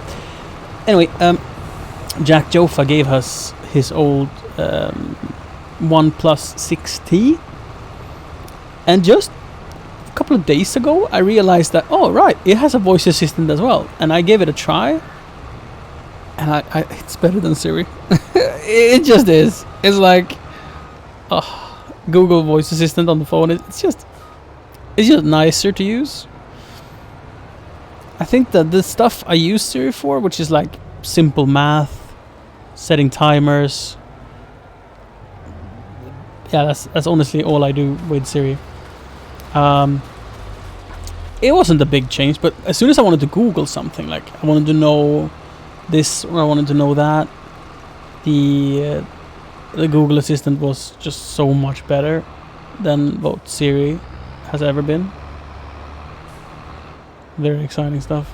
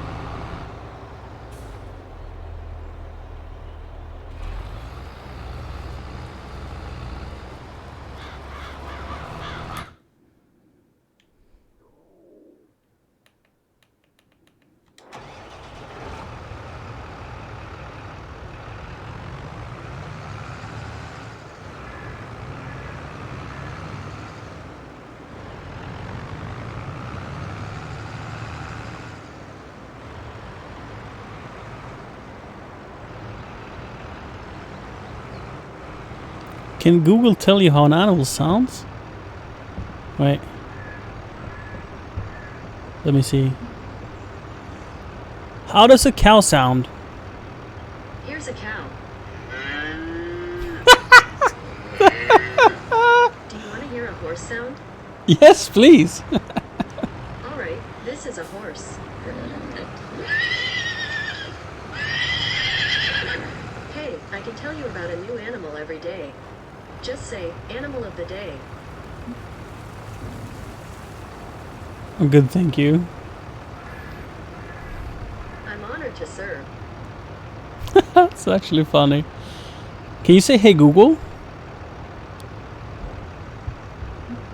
Can I say, hey Google, to communicate with you? That's my favorite thing to do. Okay.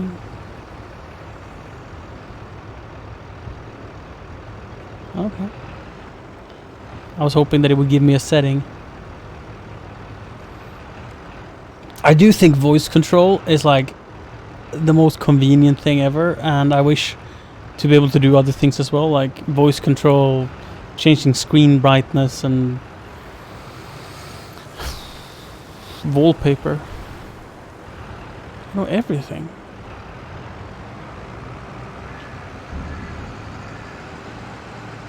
I presumed it was set from the menu, yeah. Look forward to seeing where it is in 20 years from now.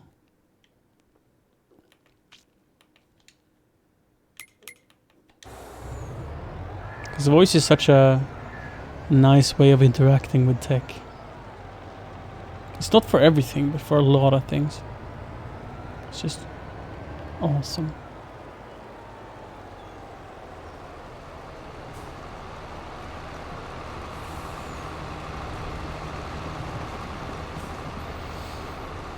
Yeah, like changing temperature in the car, being able to turn on and off your heated seats. Just absolutely awesome. If it runs well, that is.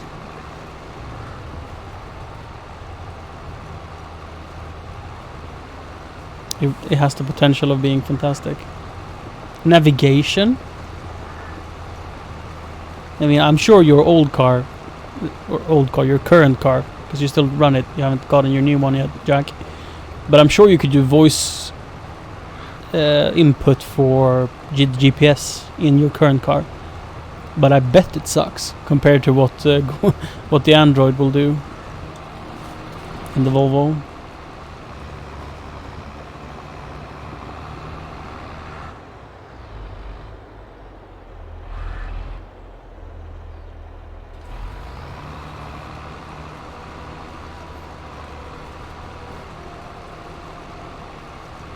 Well, that's not good. Whatever, we'll fix it.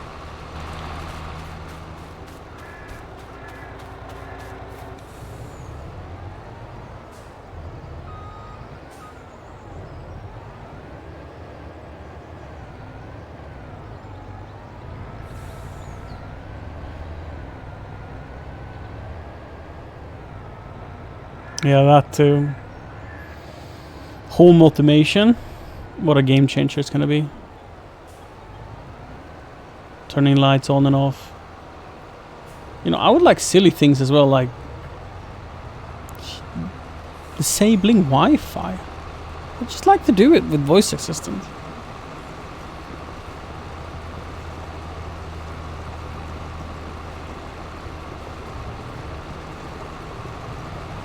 Controlling TV features and all of that.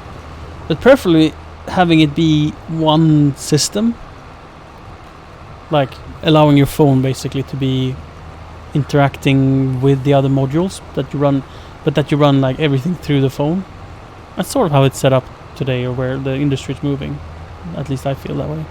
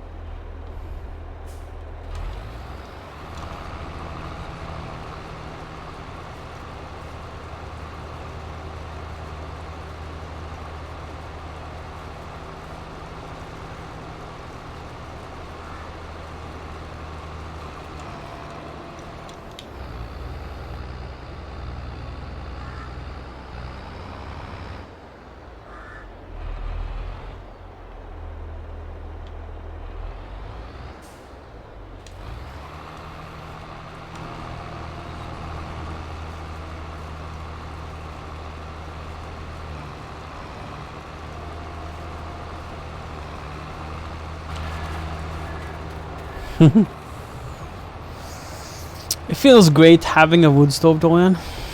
Like, we had a power outage all night last night. I was gonna stream yesterday, but we had power outages. There's a big storm, or was a big storm last night, blowing over Denmark and into southern Sweden. Alright, this is full. Great, a job go to. And just knowing that we have the wood stove in case it's a power outage for a week or so feels great. Now, we don't have any firewood. That's a different part of the equation. We did a gamble this year and chose to run electric heating. We have a heat pump, a very, very good heat pump. Sure, it's 13 or so years old, so it's at the end of its serviceable life, but the COP is still fantastic. Anything but the absolute top of the line today, it has it beat. Like, but if you buy like an average heat pump, ours is on par or better than that. It even managed to heat our house in minus 15 degrees Celsius, which is pretty amazing. It's only listed to minus, it rated to minus 10, I think, but it works at minus 15. Anyhow, getting firewood, we could do it on the same day. Anyway, oh yes, the story I was gonna tell, right. So, with the war in Russia and Ukraine and stuff, prices of everything has gone up, especially electricity, and therefore more people have gotten into firewood, because firewood is significantly cheaper than electricity per BTU. So a lot of people have bought firewood, and the prices of firewood have exploded. We used firewood last winter, but for many reasons, one of which being the efficiency of our heat pump, the convenience of electric heating, and the soot that we get in our house from using firewood as our daily source of heating, made us try this year to see what it would cost us to run electric versus firewood. And fun fact, electric is cheaper. This year we're using 8% less electricity than we used last year. And last year we also used firewood as our main source of heating, and we still use less electricity this year. About 8% in January of a decrease. So we're pretty much saving somewhere in the neighborhood of $300-400 a month, which is what we spent on firewood during the winter month. And we didn't know this at the time, but another benefit is that the government is coming in and giving discounts on electricity because of the insane prices. They're doing some government funding, sort of, to help out with the electricity bill. If we would have bought firewood, we would not have been eligible for any discount on the firewood, but we are eligible for discount on the electricity. So all in all, we probably saved over $1,000 in going for electric heating this year versus firewood that we used last year.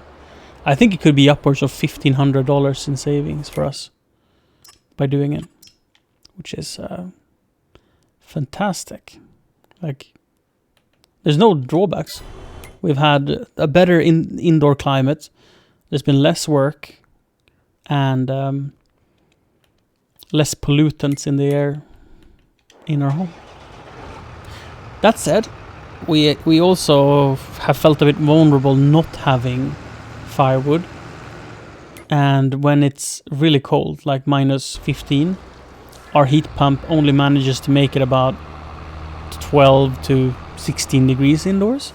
So it gets a little colder than we would like to when it's minus 15, minus 20. But that's like 4 days a year tops. But for those days, it would be really nice having firewood and run a fire or two to sort of get the temperature up. So for for next year, we're gonna try to get some wood. I guess.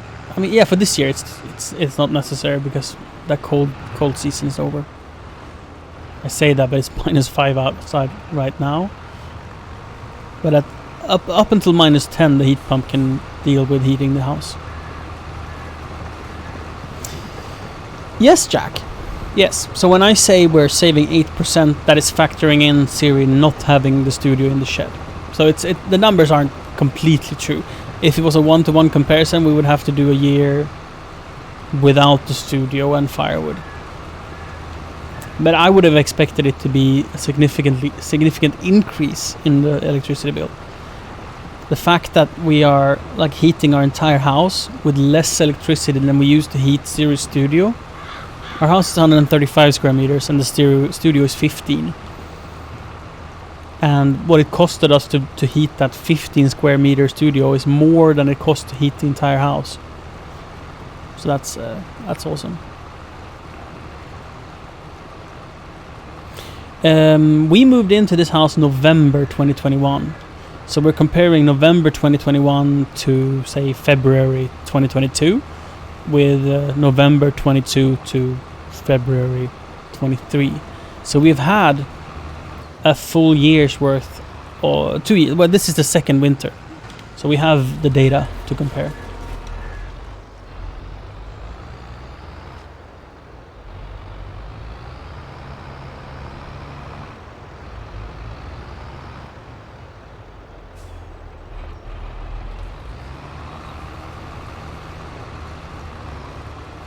Electricity isn't more expensive than last year for us. Last year we paid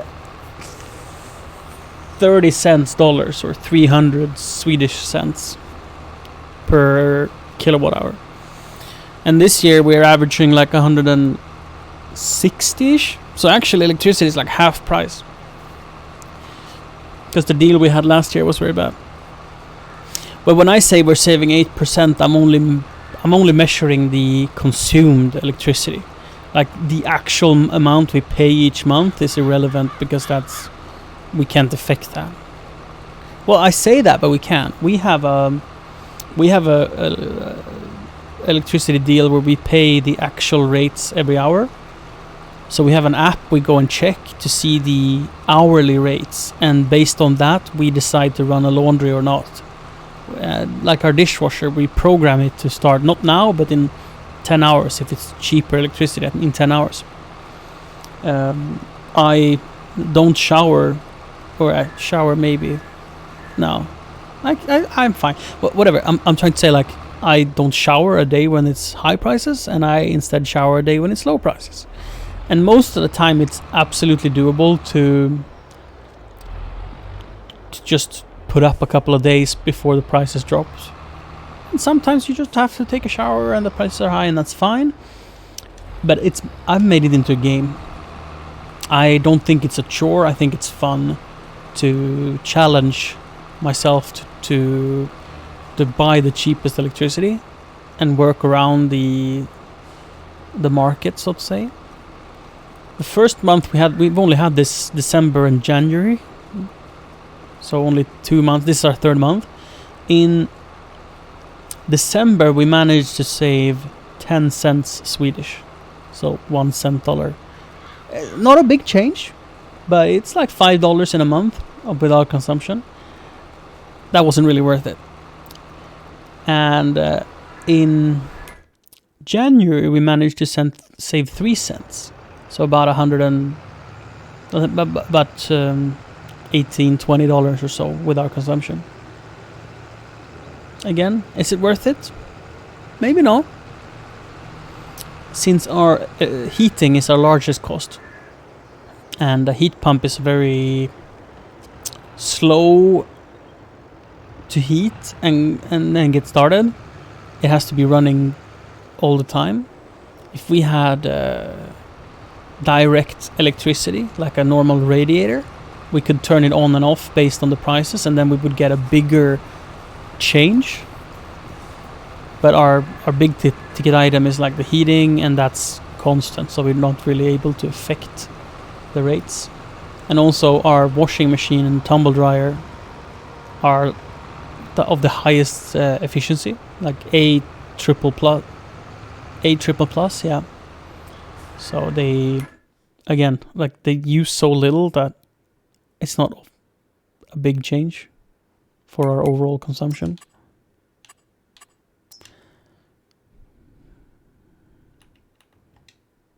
But hey, it's no real extra work, and it's $15-20 a month in savings.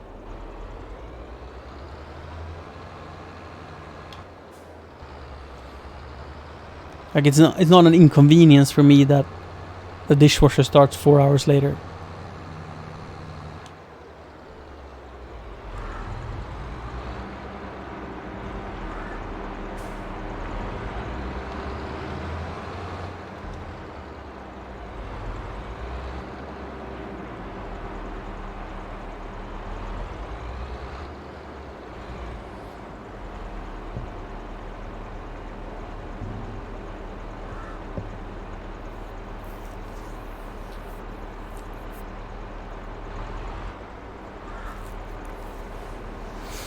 Nanner, have you ever been in a cold climate, like on a ski trip or traveled to where there's like minus 15-20 Celsius?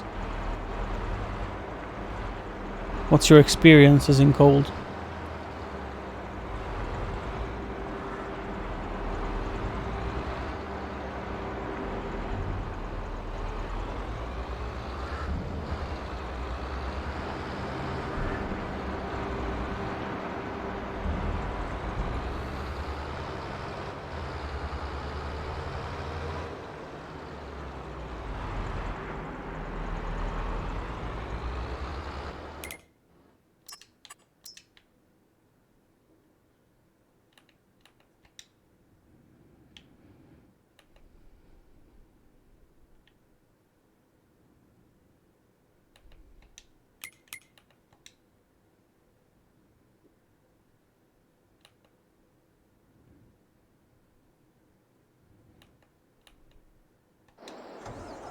$22 is pretty cold. Do you mean that it was like with the wind chill it was 22, or did the actual thermometers read 22? 22 is cold. I don't think I've been experiencing much more than like 25-ish.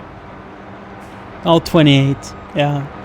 I was on a ski trip once where there was 28, 30 degrees below freezing.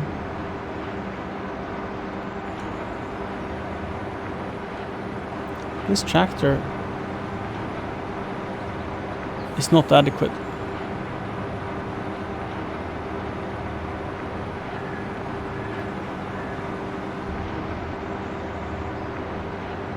Come on, you can do it.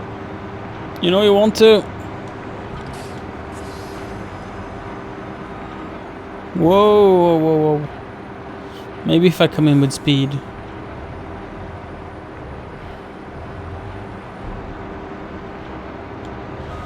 Huh.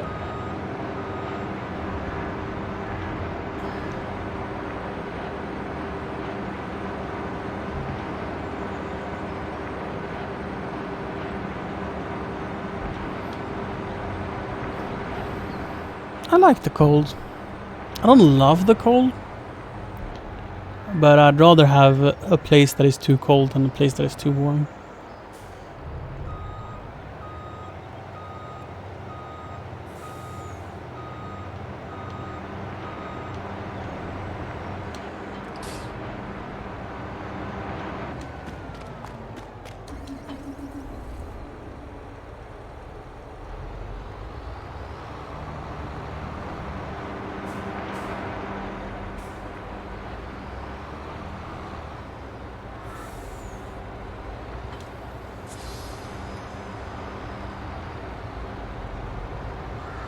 I don't really understand why the lore is so bad.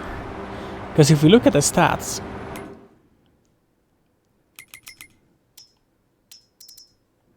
and we see the RX-9, 8RX I mean, it's got 458 horsepower and weighs 18 tons. Right? 18 tons, 450. The truck weighs 8 tons and has 500 horsepower. So it's more powerful and weighs, I guess, 10 tons less. Okay, maybe it's not nothing. 10 tons is something for sure.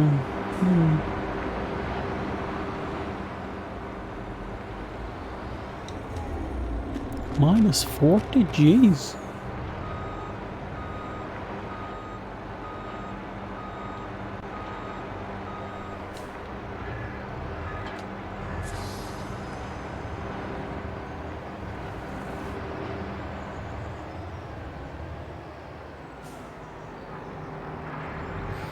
Yeah, Adrian, the problem the lorry has is not power. It's putting the power to ground that is the issue, for sure.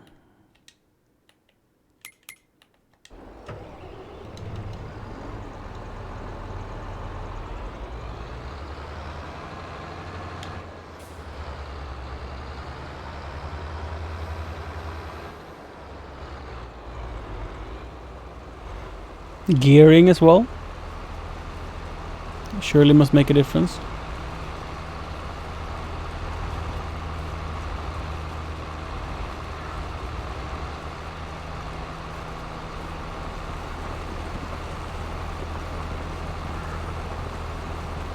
But I do think that power, the weight was our issue.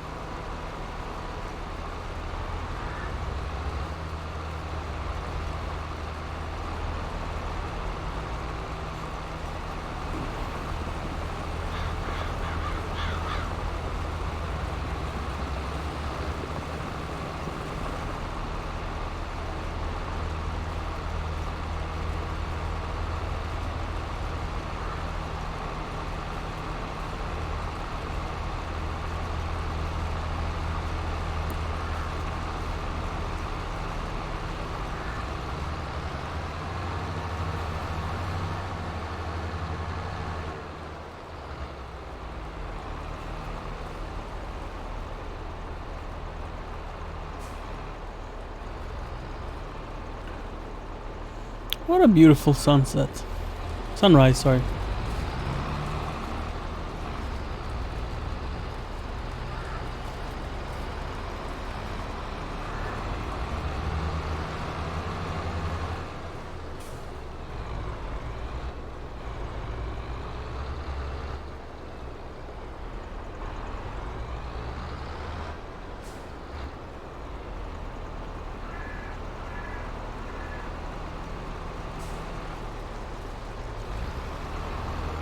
Is that gonna be like the perfect cut to finish off the field? It looks very good.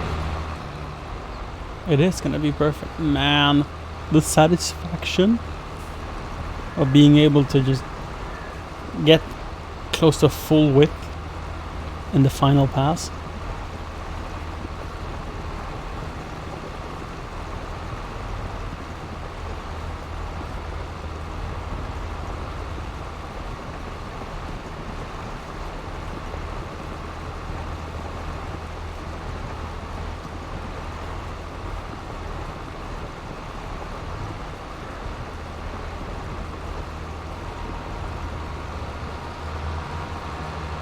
Oh shit, forgot again. That's fine. It survived.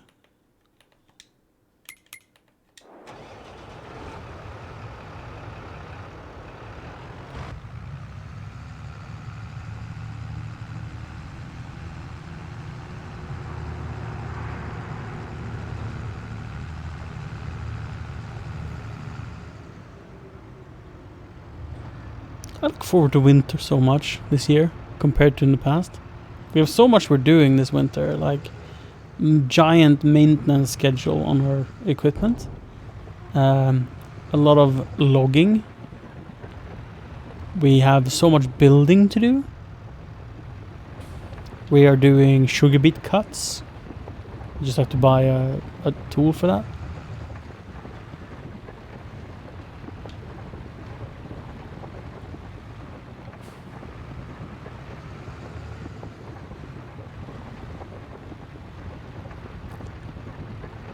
It's gonna be a good winter.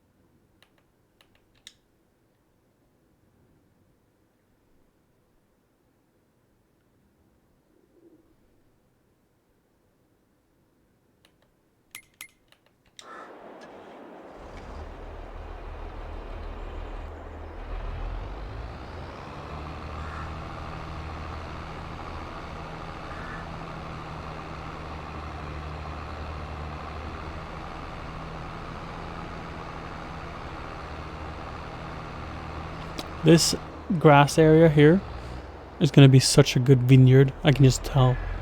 It's going to be beautiful. Difficult to build, oh my lord. I'm not ready to get into it just yet. Ooh, I'm sorry for keeping you up, Grundragon. That was never my intention.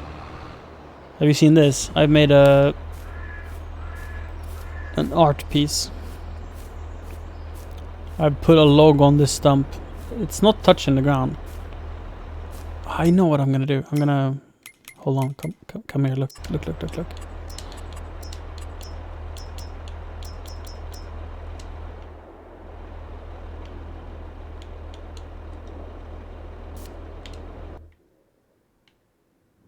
Think the game crashed. Oh! Game crashed.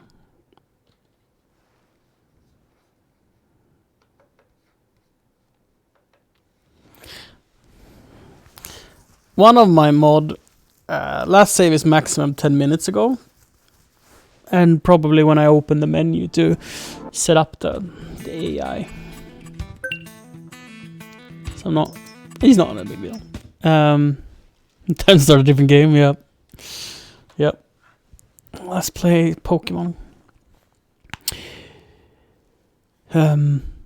Right. That log, I was harvesting the tree that it sits on, and I managed to use the harvester to split the logs up in 12-meter section, and one of those 12-meter section landed on the stump, perfectly balanced. So that is not put there like by intent. It's more of a happy accident when I was harvesting the trees, and it just landed like that. So I'm gonna do my best to keep it there as a memory. There's probably gonna be one day where it falls off, and I might put it back. I might just grab it with the excavator and just lift it in place and put it there.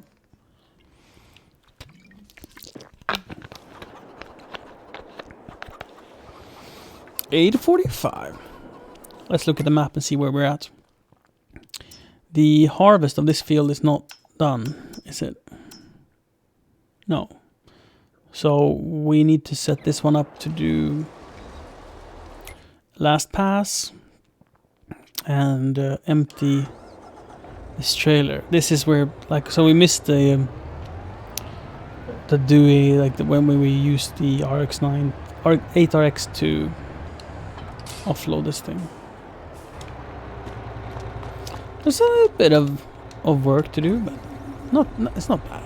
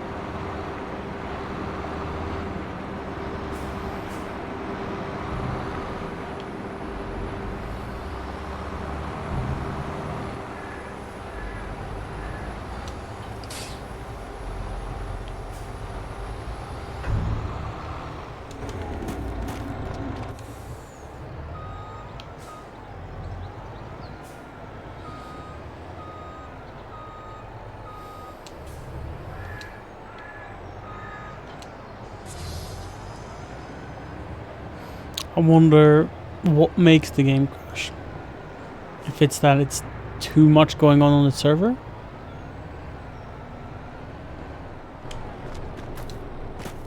Or a mod that is fucking it up?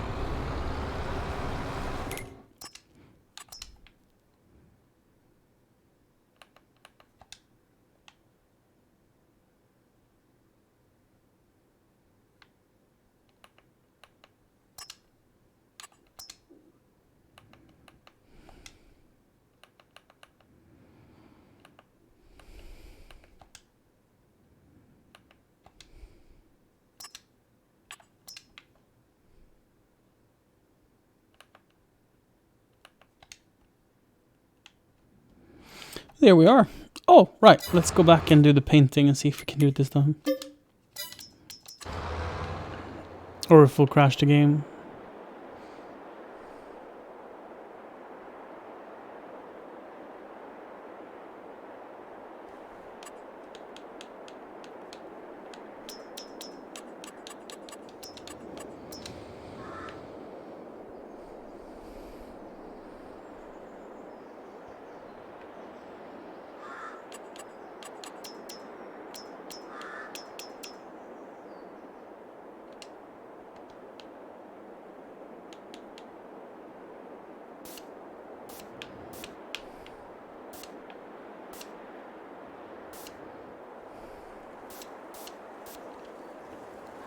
Haha. So yeah, the thing is just balanced in the air. Small thing, but it makes me very happy to see.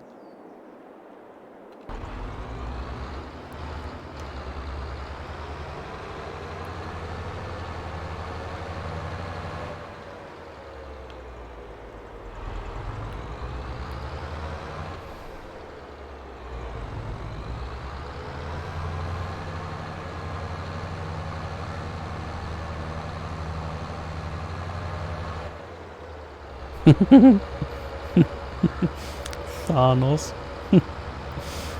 Yes.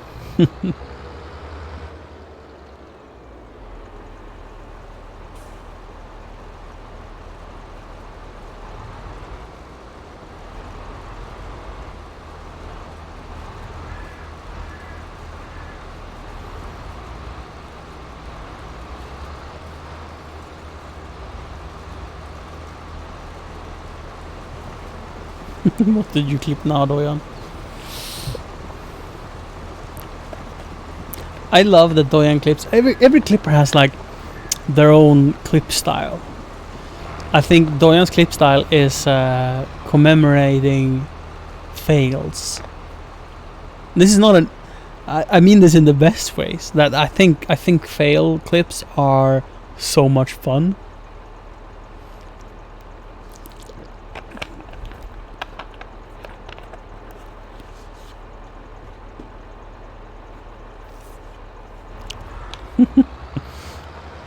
So who's the better Civ player? Banner, you or Royal? I mean, you're saying winning, so I presume you.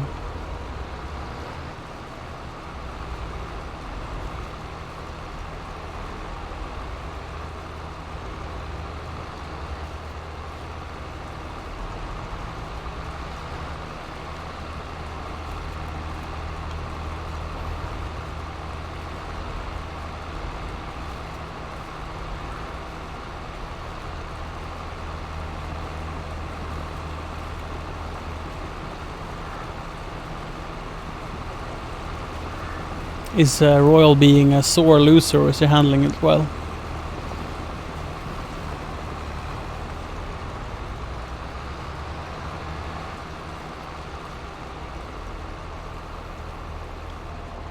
Out of context clipper, yeah, that sounds like you. Love it.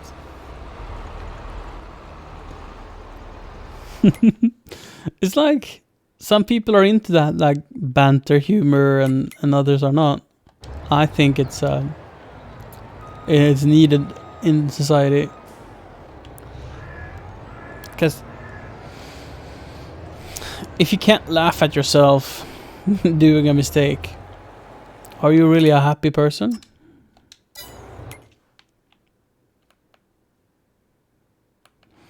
Like, is it our fault for laughing at someone who makes a mistake? I don't think so. I think it should be allowed.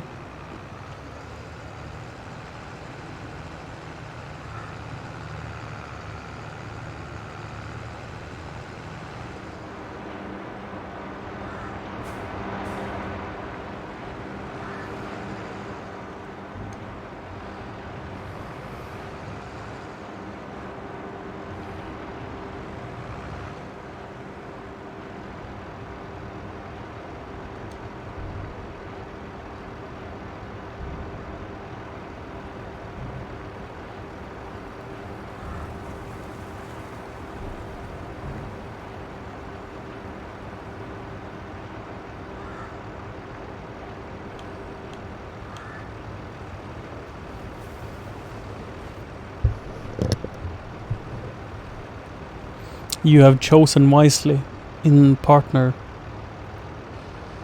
Nanner. Are you a good winner or a good loser, Nanner? Siri has accused me of being a bad winner.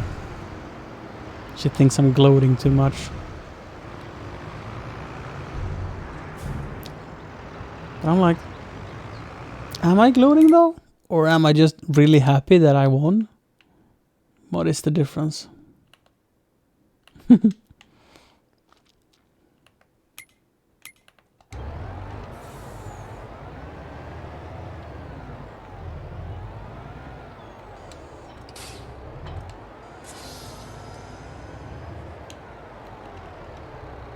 We're stuck on something. Oh, I see now. Oh, how did he manage this? This dude needs to get fired. He's lodged himself on the guardrail. In his defense, maybe there was a vehicle involved that has now fled the scene.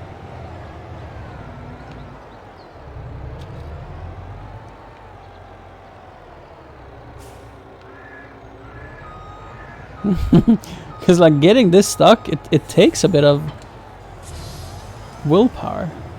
It's not easy getting yourself stuck between a rock and a hard place.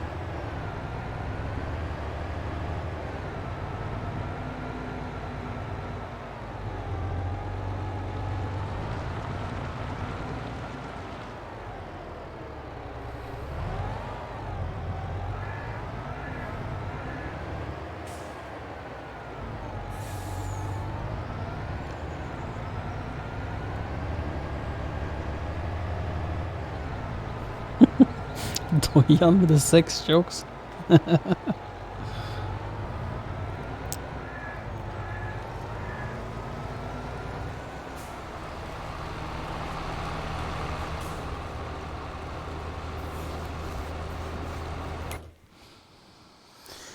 we have 5.5 million in loans or something like that? Please don't say we have more. 5.6, yeah, that's acceptable. That means we have $4.4 million to spend. It's gonna be a good winter. We are going to build roads, improve our fields. We're gonna build a market.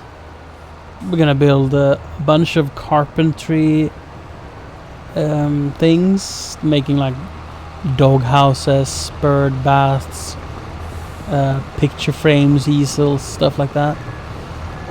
We might even have enough money to build a quarry where we can get metal for making drum like barrels. Yeah.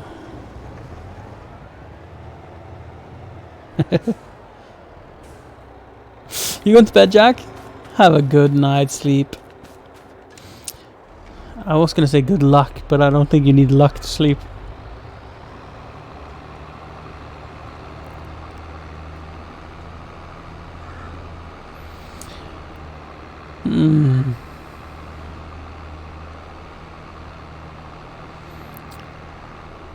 I hope you dream well about 40 gig Ethernet. 40 gig.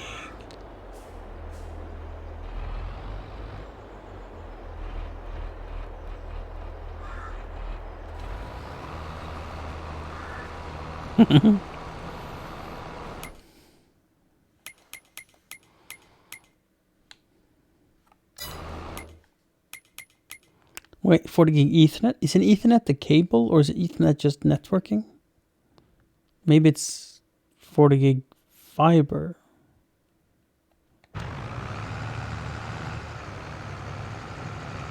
I don't know. Technical terms. The bakery is going well. We could definitely use Ethernet as the communication. Right, so 40 gig Ethernet. Yeah. Sweet dreams about that 40 gig. We definitely could buy like another one or maybe two. We used to have an industrial bakery with like 10x the output. But that mod made me furious when it just one day broke and I lost all of the stored input. So when you build a facility like a bakery or whatever, right? You put thousands of liters of eggs, flour, milk, strawberries, whatever in it. And when the server had a bit of a hiccup, I lost it all. So now I don't want to gamble with too much modded stuff, because I lost a fortune in goods. This is my bakery here. You see, we have 57,000 liters of flour, and flour isn't the cheapest product. And then, 5k of the other stuff as well. What does flour sell for?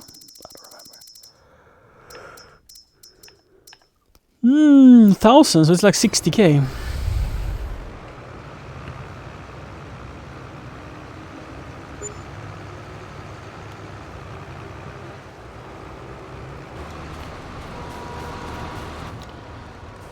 And considering the bakery itself is 100k, and you have products worth, in total everything is probably $200,000 in resources. When it fails, it fucking drives me crazy. Sorry for the cussing. Why did I cuss? It's the vodka. I swear it's the vodka. Makes me do bad things. Chat. Are you a vodka drinker? Or are you more like Adrian, a cider guy?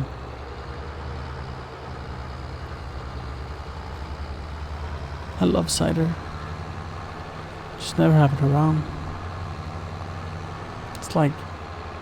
So why do I drink vodka? It's space efficient.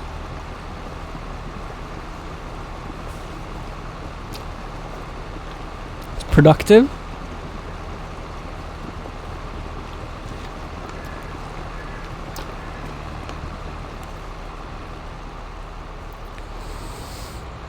If Sweden, this is the question. If the country which you are living in legalized weed, would you continue drinking alcohol or switch to weed? I would switch. I mean, maybe I drink alcohol in special occasion, but like for like an everyday for like a weekend kind of deal, I would switch to plants.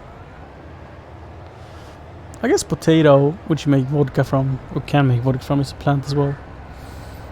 But you know what I mean. Personally, I'd switch to weed over alcohol. And the thing is, Adrian, because we are both Swedes, right?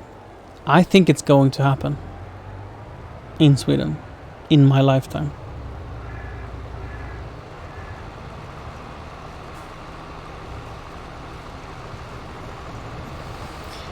The only thing that stops Mary JJ from being legal? Is someone Thanks for screaming the follow. and screaming loud enough? But we are in the power to change that, which is fascinating to think about.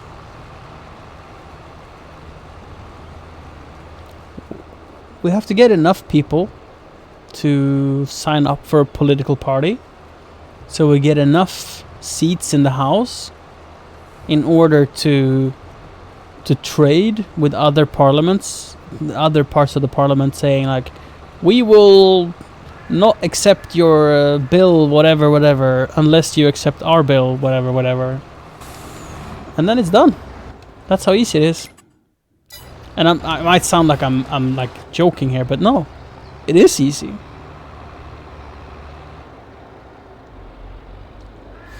But Doyan, alcohol is a drug, and you drink alcohol, so you are doing drugs. You know what I mean? I grew up thinking that if you smoke weed, you're gonna jump off a skyscraper. Mother told me a story about a friend of hers.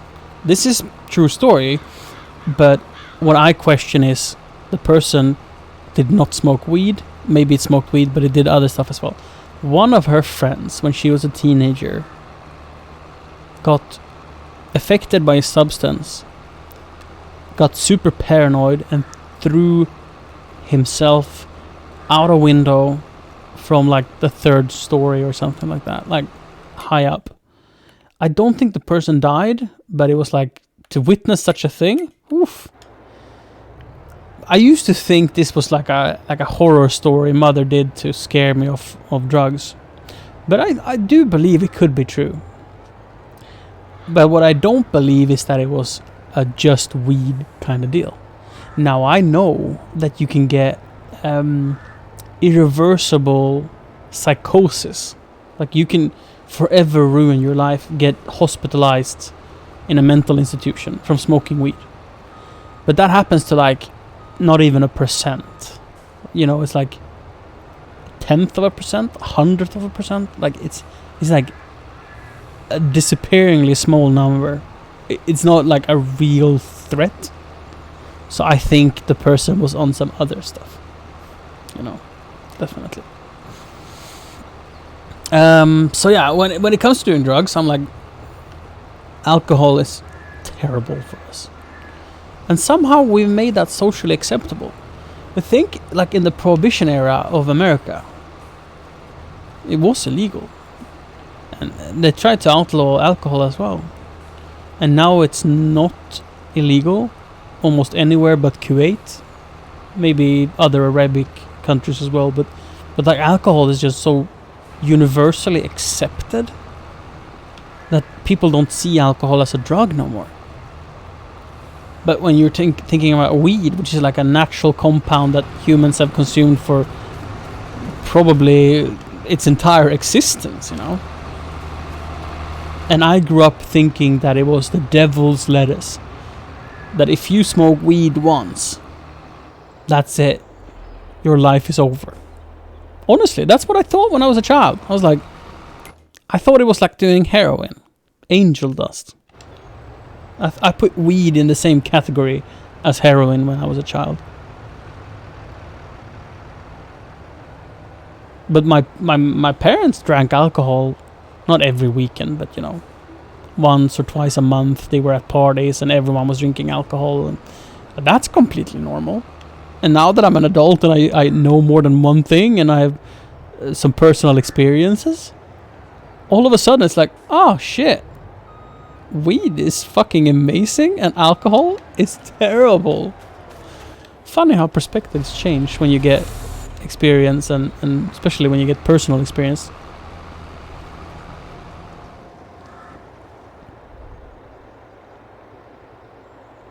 What is Delta 9? Never heard of that.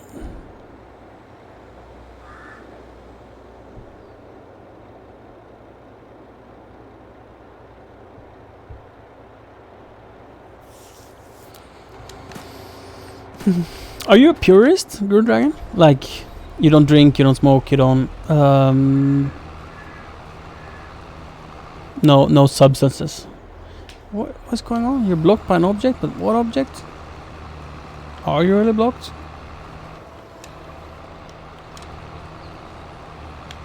You are really blocked. What have I done?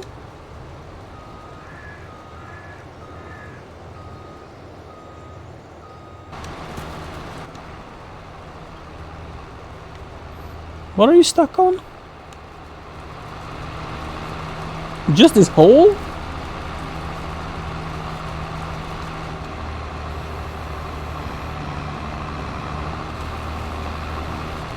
It is a significant hole. It didn't look so bad, but yeah, when you look at it close, it's like, oh wow. We need to do something about that. Wow.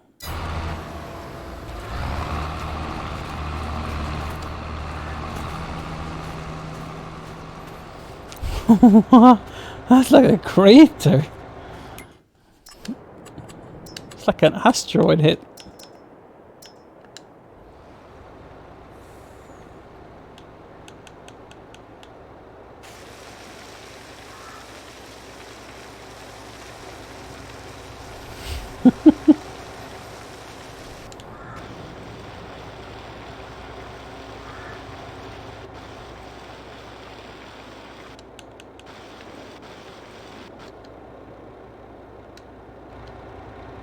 Much better.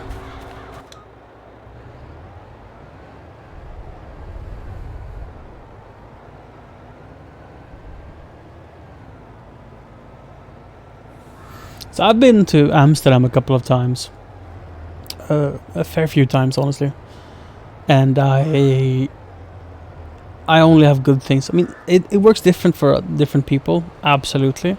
But for me, it is the most liberating thing I've experienced.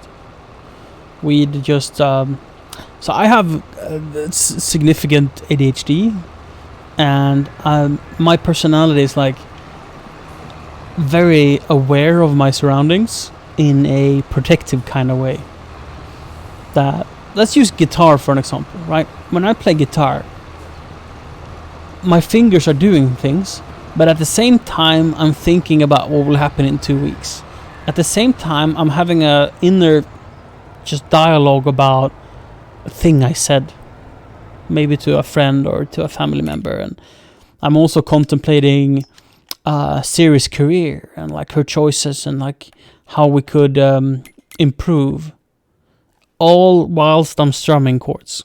Like when I'm streaming, for example, I don't just play a video game. I'm so omni-aware. I'm thinking about the garden. I'm thinking about what to cook. I'm thinking about complex astrophysics. Like just anything that pops into my head. And believe me, things pop into my head constantly. Like I have a million thoughts an hour. When I smoke weed, it's one thing at a time. One.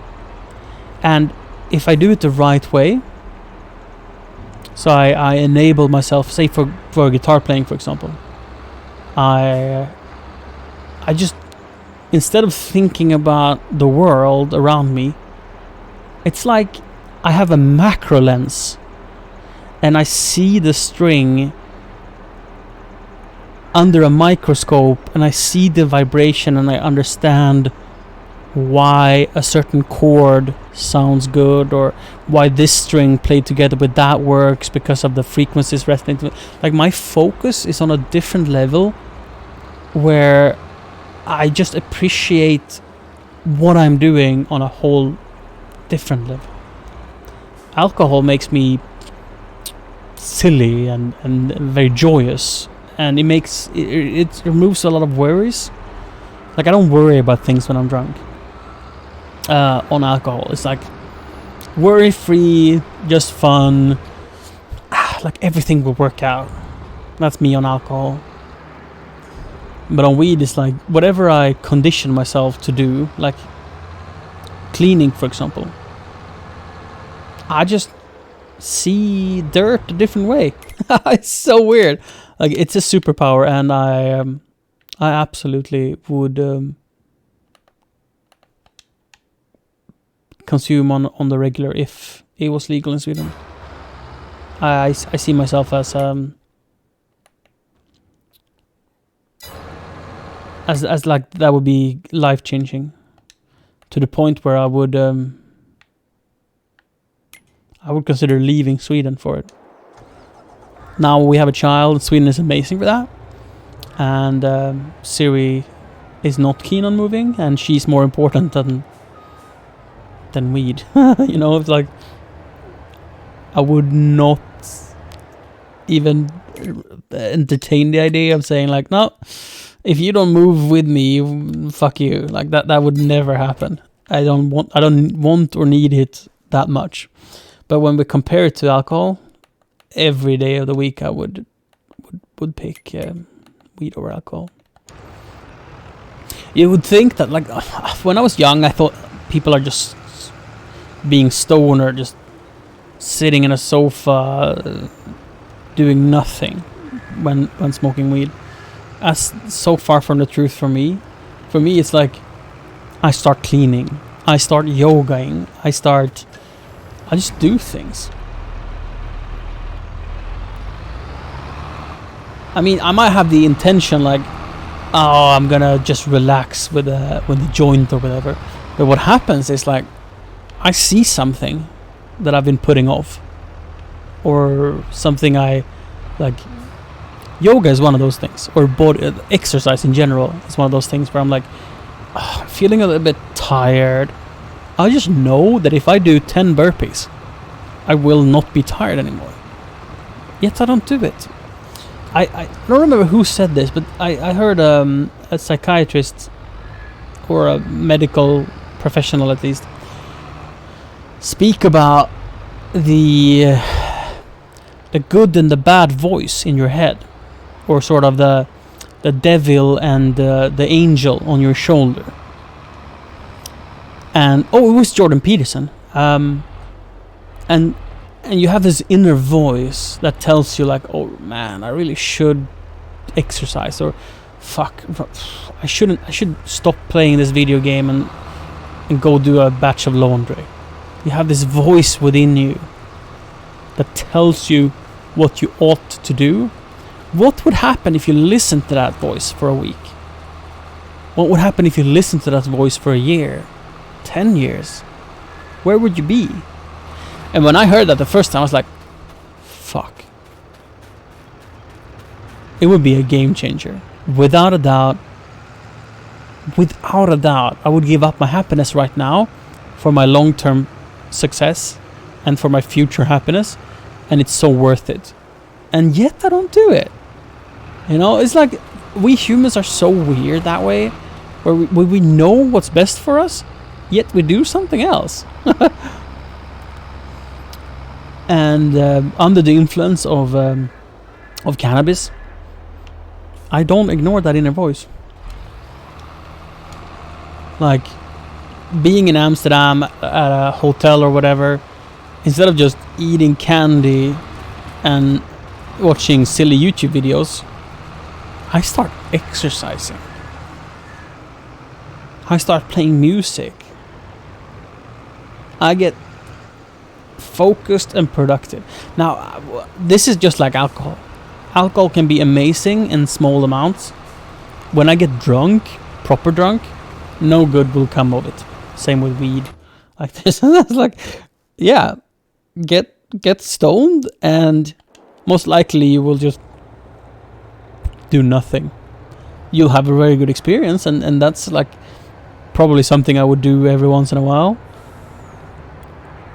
Where you start, I get kind of philosophical if I'm too drunk. That's true for both alcohol and weed, actually. And that's not a bad thing, to be like exploring crazy thoughts and ideas.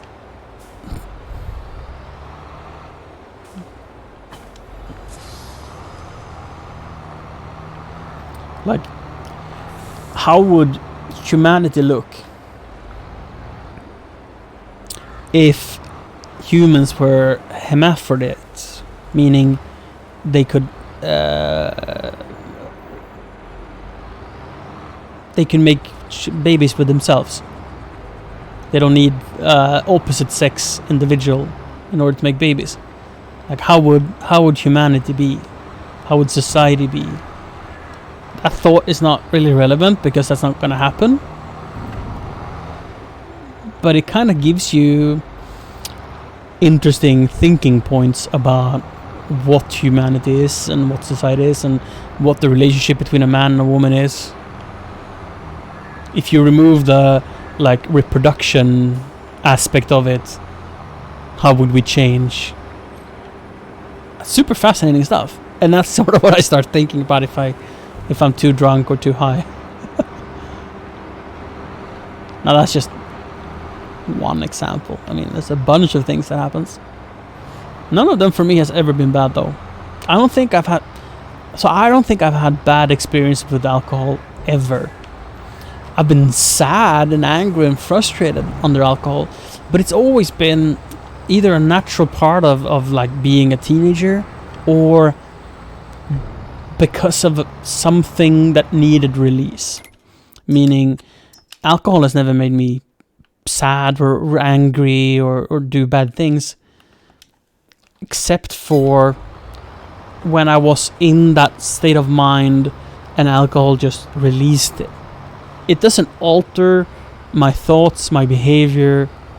It it releases things that I otherwise suppresses. That is true. But it doesn't make me do things I haven't thought of doing or wanted to do or felt before. It's not creating things, it's just making things happen, if that makes sense.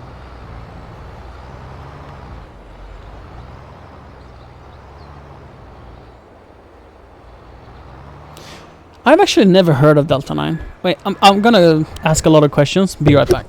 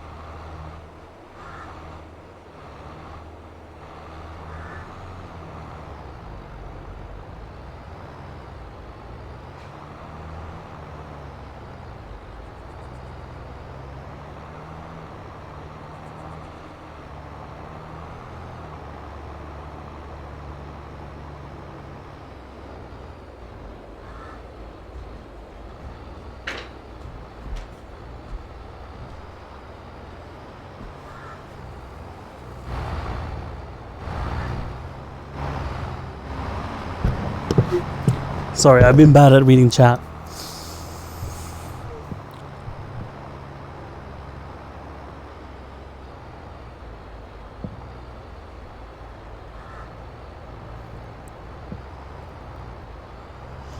Delta 9 is better than conventional weed. None of the negative side effects. Huh. But what is Delta 9?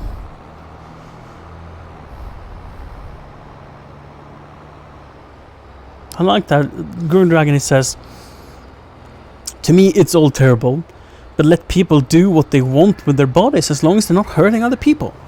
Dude, I think this is a constitutional right to be able to do whatever the fuck you want with your body. I mean, that said, like, should there be laws on seat belts? Because, I mean, seatbelt is one of those things that only hurts yourself. I guess technically, like, if you're in an accident in the rear seat of a car and you're not wearing a seatbelt, you could injure the person in front of you, flying into their seat and like crushing them. Or if you're driving not wearing a seatbelt and you're in a crash, you yourself can fly through the windshield and hit the person you're crashing into. But I feel it probably wouldn't happen that way, that you would actually like launch yourself as a projectile from not wearing a seatbelt. I don't know, I could be wrong about this, but the other aspect of it is that if you're not wearing a seatbelt, you are costing everyone else that has an insurance money. Because your small accident turns into a giant insurance case that everyone else having a car is helping pay for. You know what I mean? So it's like, that would be an argument that, yes, you're only hurting yourself physically, but financially you're hurting other people through the healthcare system and through the insurance system. So couldn't the same be said about drugs, for example? That, yeah, you're only hurting yourself, ruining your own life, but you're also not helping society with tax money. If you get fired, if you're out of a job, you become homeless, whatever. But then when you're homeless and you're addicted to this drug, how do you get your money? Robbery, whatever. So shouldn't society be allowed to sort of say that you can't even try it? Because for so many people it ends up poorly.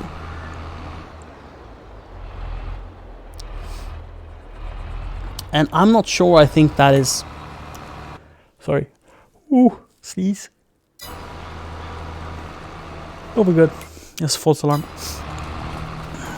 I am not sure what I feel about that. Like, should we be prohibiting everybody because some people can't handle it? Or should we find ways to help those some people who can't handle it? I also feel that those some people who can't handle it, they do it anyway, even if it's illegal. So I guess I'm trying to say that I think by prohibiting it in law, drugs of varieties, we're punishing those who are good, and we're not punishing those who are bad, because those who are bad will do it anyway.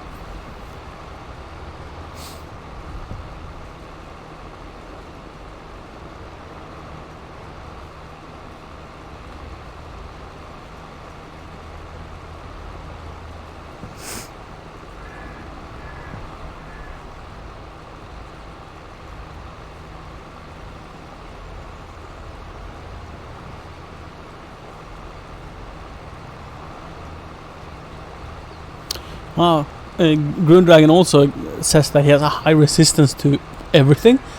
He was given Oxycontins, which is basically heroin, to manage pain, and he didn't even feel an effect by it.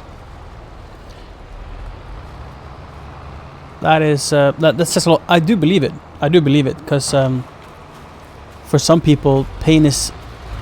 Some people are so good at handling pain. You know, a surgery that one goes through and feels like that's the worst thing they've ever experienced, others can do without pain medication. There's people that can go through open, like, surgery without being sedated or having pain medication.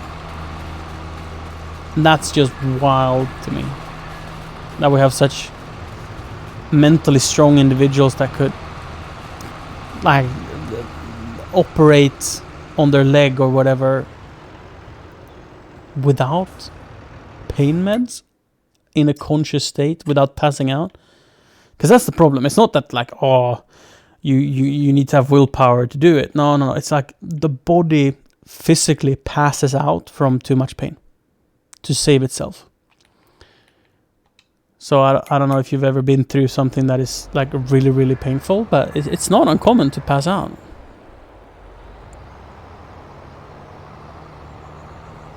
Some people just don't, which is wild.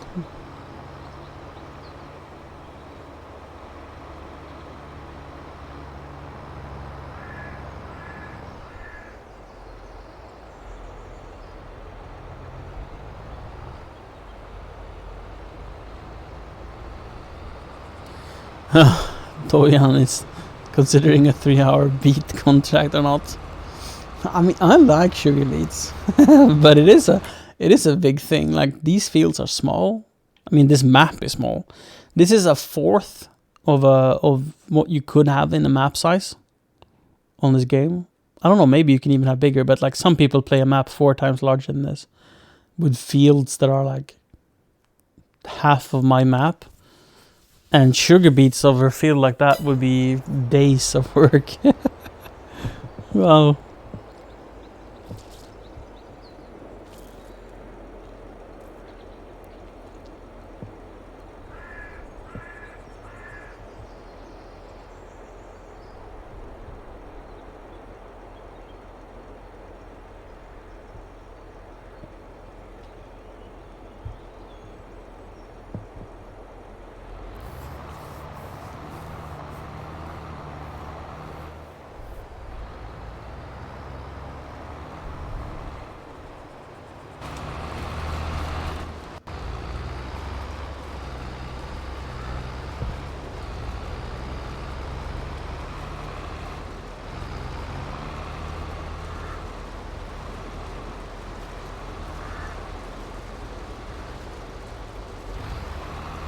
That's a weird situation, Green Dragon.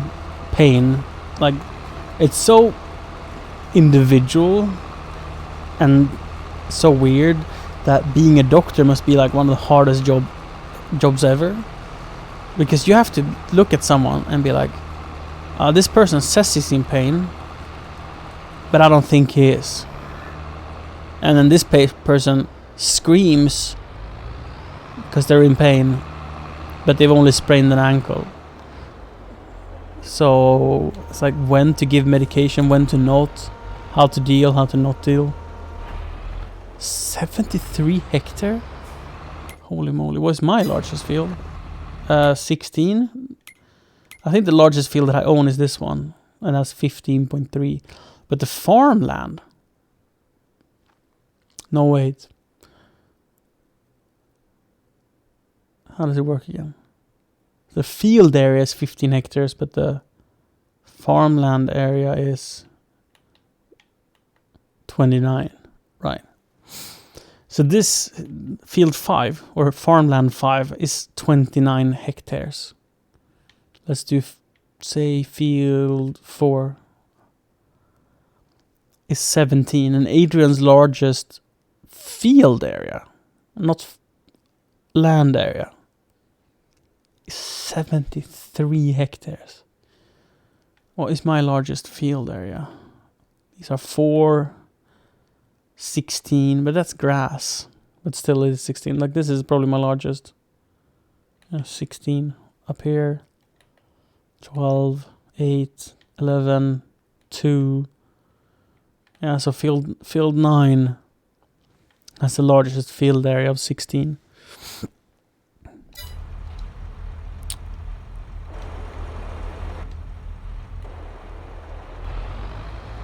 And Adrian's largest is 73. I mean, in real world terms, 73 isn't crazy big. I mean, it's big.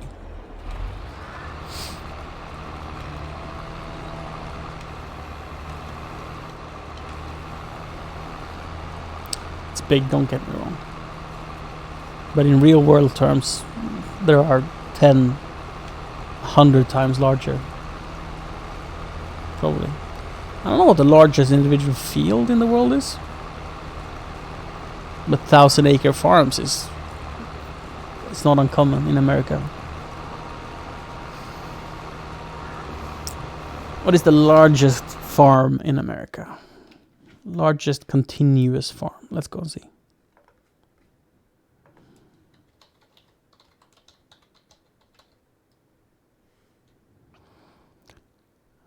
Not land. 2,000 hectares. Oh, whoa. 510,000 acres.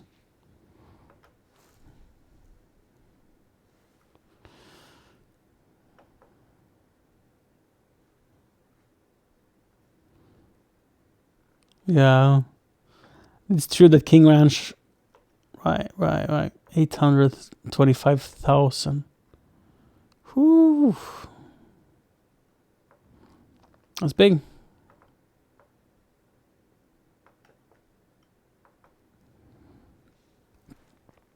Let's look at pictures.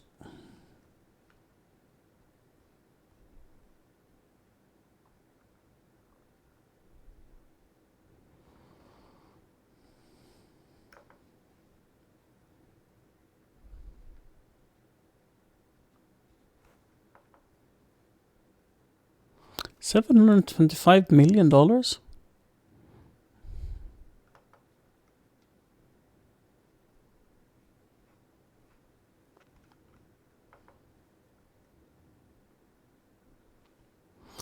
I think a picture can't explain how big it is.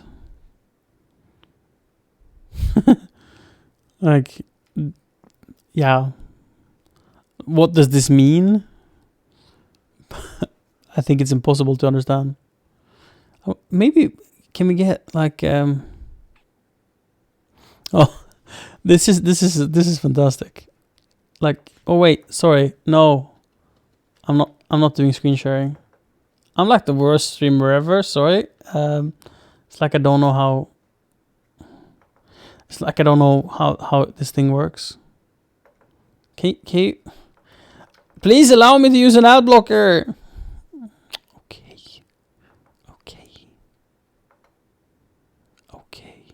Only once. No. If you overlay the farm over a map of New York, it would be larger than Brooklyn and Manhattan. Like what, all the boroughs together? Wow. Yeah, that's big. Well, not larger than Manhattan, right? Manhattan is like 500 kilometers, 50 kilometers, sorry.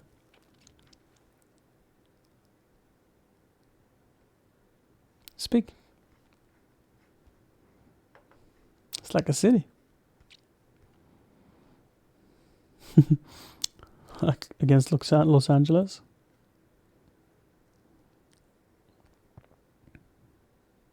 Ah, here we have it in Europe compared to Belgium.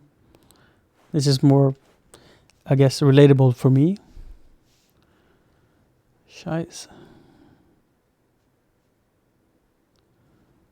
So, between Amsterdam and Paris, which is unfortunately out of the map, it's 200 kilometers. It's not that insanely big. Like, you would travel across the farm in a few hours, you know, in a car. But farming in that area, it's big. It's big. It's really big.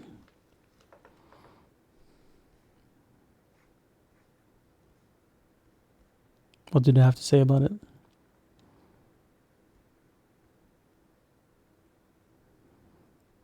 Definitely hard to visualize what it is. Right. That's a lot of farm. It's not a tiny ranch.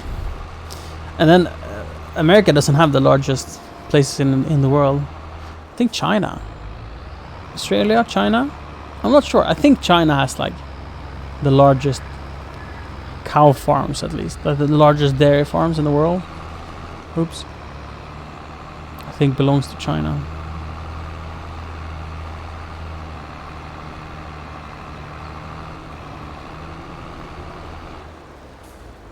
Like if we're measuring heads of cow.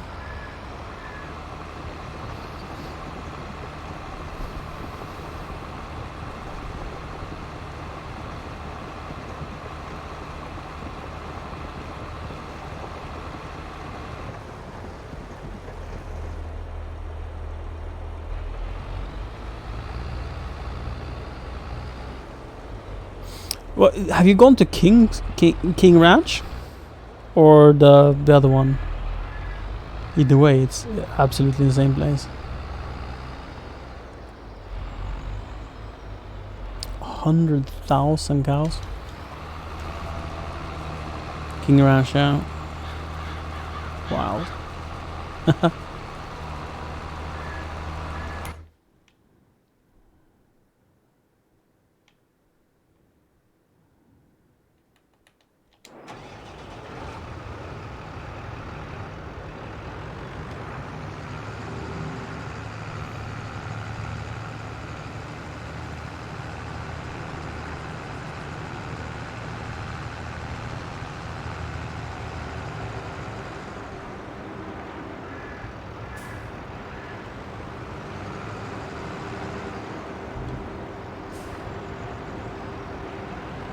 this shed is almost full.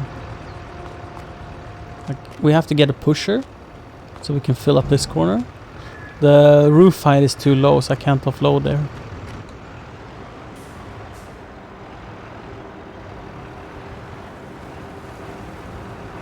This is sugar beets.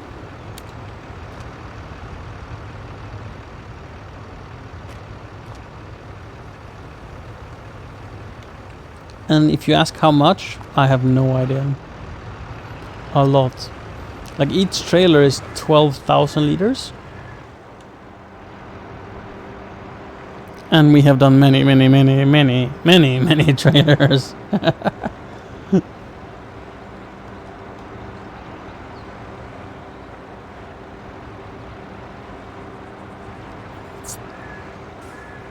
Could it be a few million? Like, I honestly don't know. Probably will never know. I could have counted as I was floating for another season.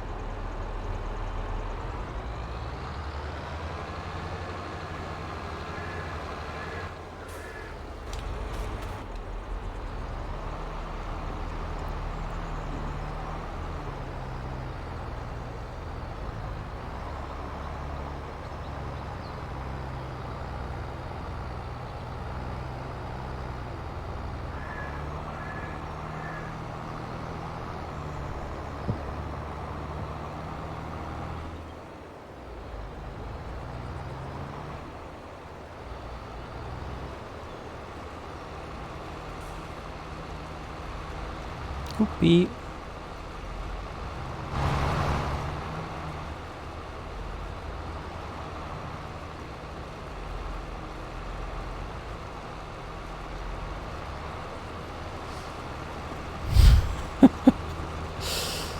I have no concept for 190 bushels an acre. Like, what is normal? Like 100? 80? For corn, maybe that's a lot for corn. 200? No, corn probably can make those volumes, but yeah, to do that on soybeans, that's a lot.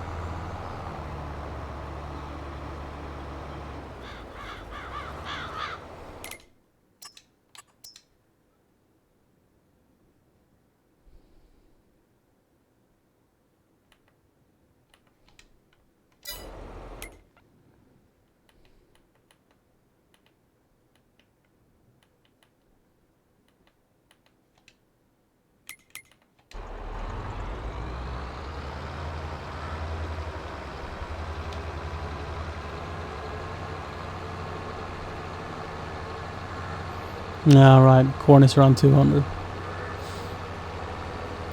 That's what I thought. Yeah, and to imagine soybeans having a similar yield to corn, that is pretty sick. Like, unbelievable.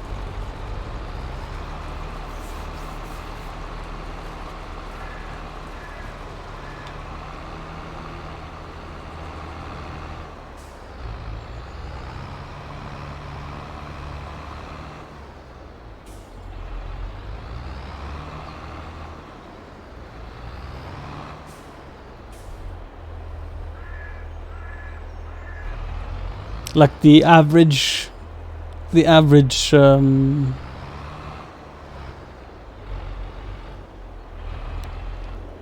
overall average for soybeans was 51.9. That's then 190. You really understand how crazy that is.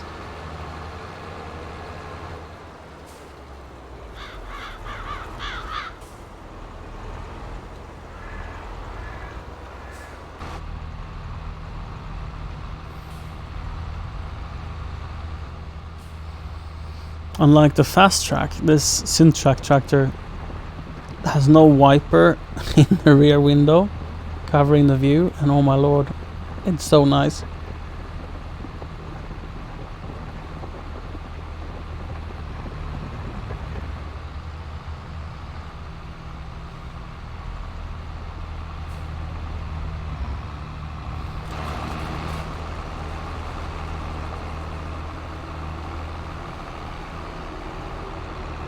So I don't know if there might be a wiper, just that it's like in the on the bottom or something. No, let's have a look. Yes, it's at the bottom.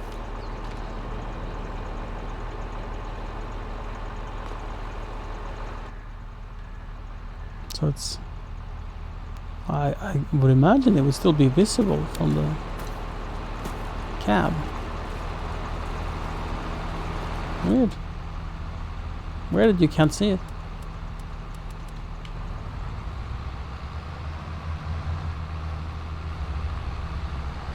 Good night, Adrian. Thanks for hanging out.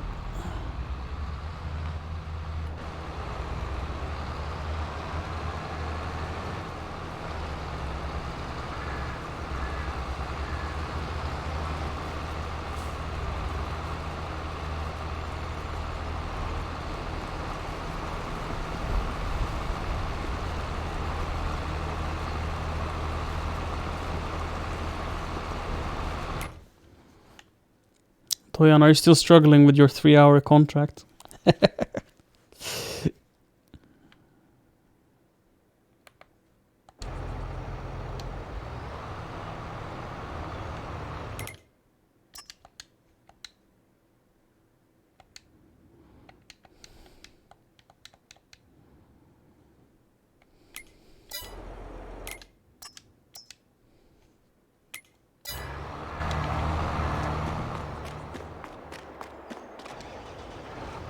Cotton is awesome.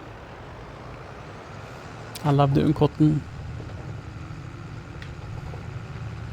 We're gonna add yet another cotton field to our farm this spring. You can plant cotton in February, right? I think the cotton season starts in February.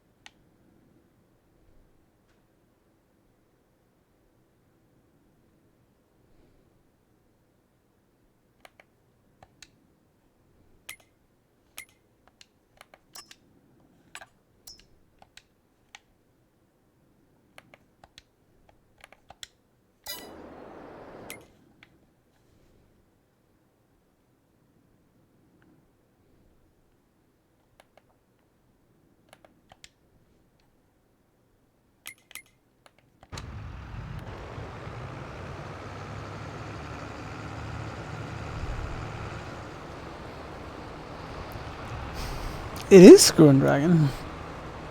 It is. I had the idea that I would finish this field before heading off. But I'm starting to question it as we're running into a bunch of AI issues. Like always. Like this thing, what's going on here? Why aren't you driving? I wonder if it's the crane. It hesitated here before. So if I just pass and then try to start it. Oops. That's my bad. Click the wrong button for exit. And then create job. Oh, actually, let's go to it. There we go. A full grain tank? Well, I can help you with that.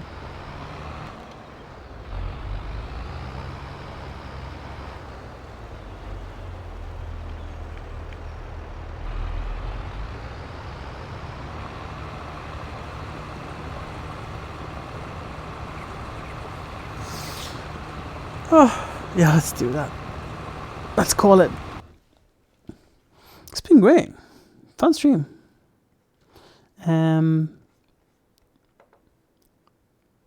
We'll be back when we're back. See you next time, chat.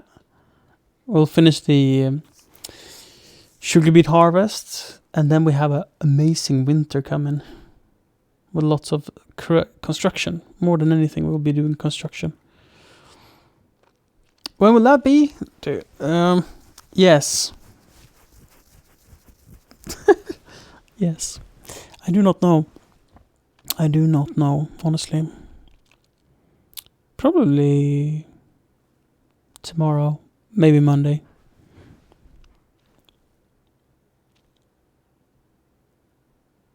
Good night, Toy, and good night, Nanner. And good night, Grundragon. Take care. No stress, Grundragon. You should only come and say hi when you feel like it and have the time to spare.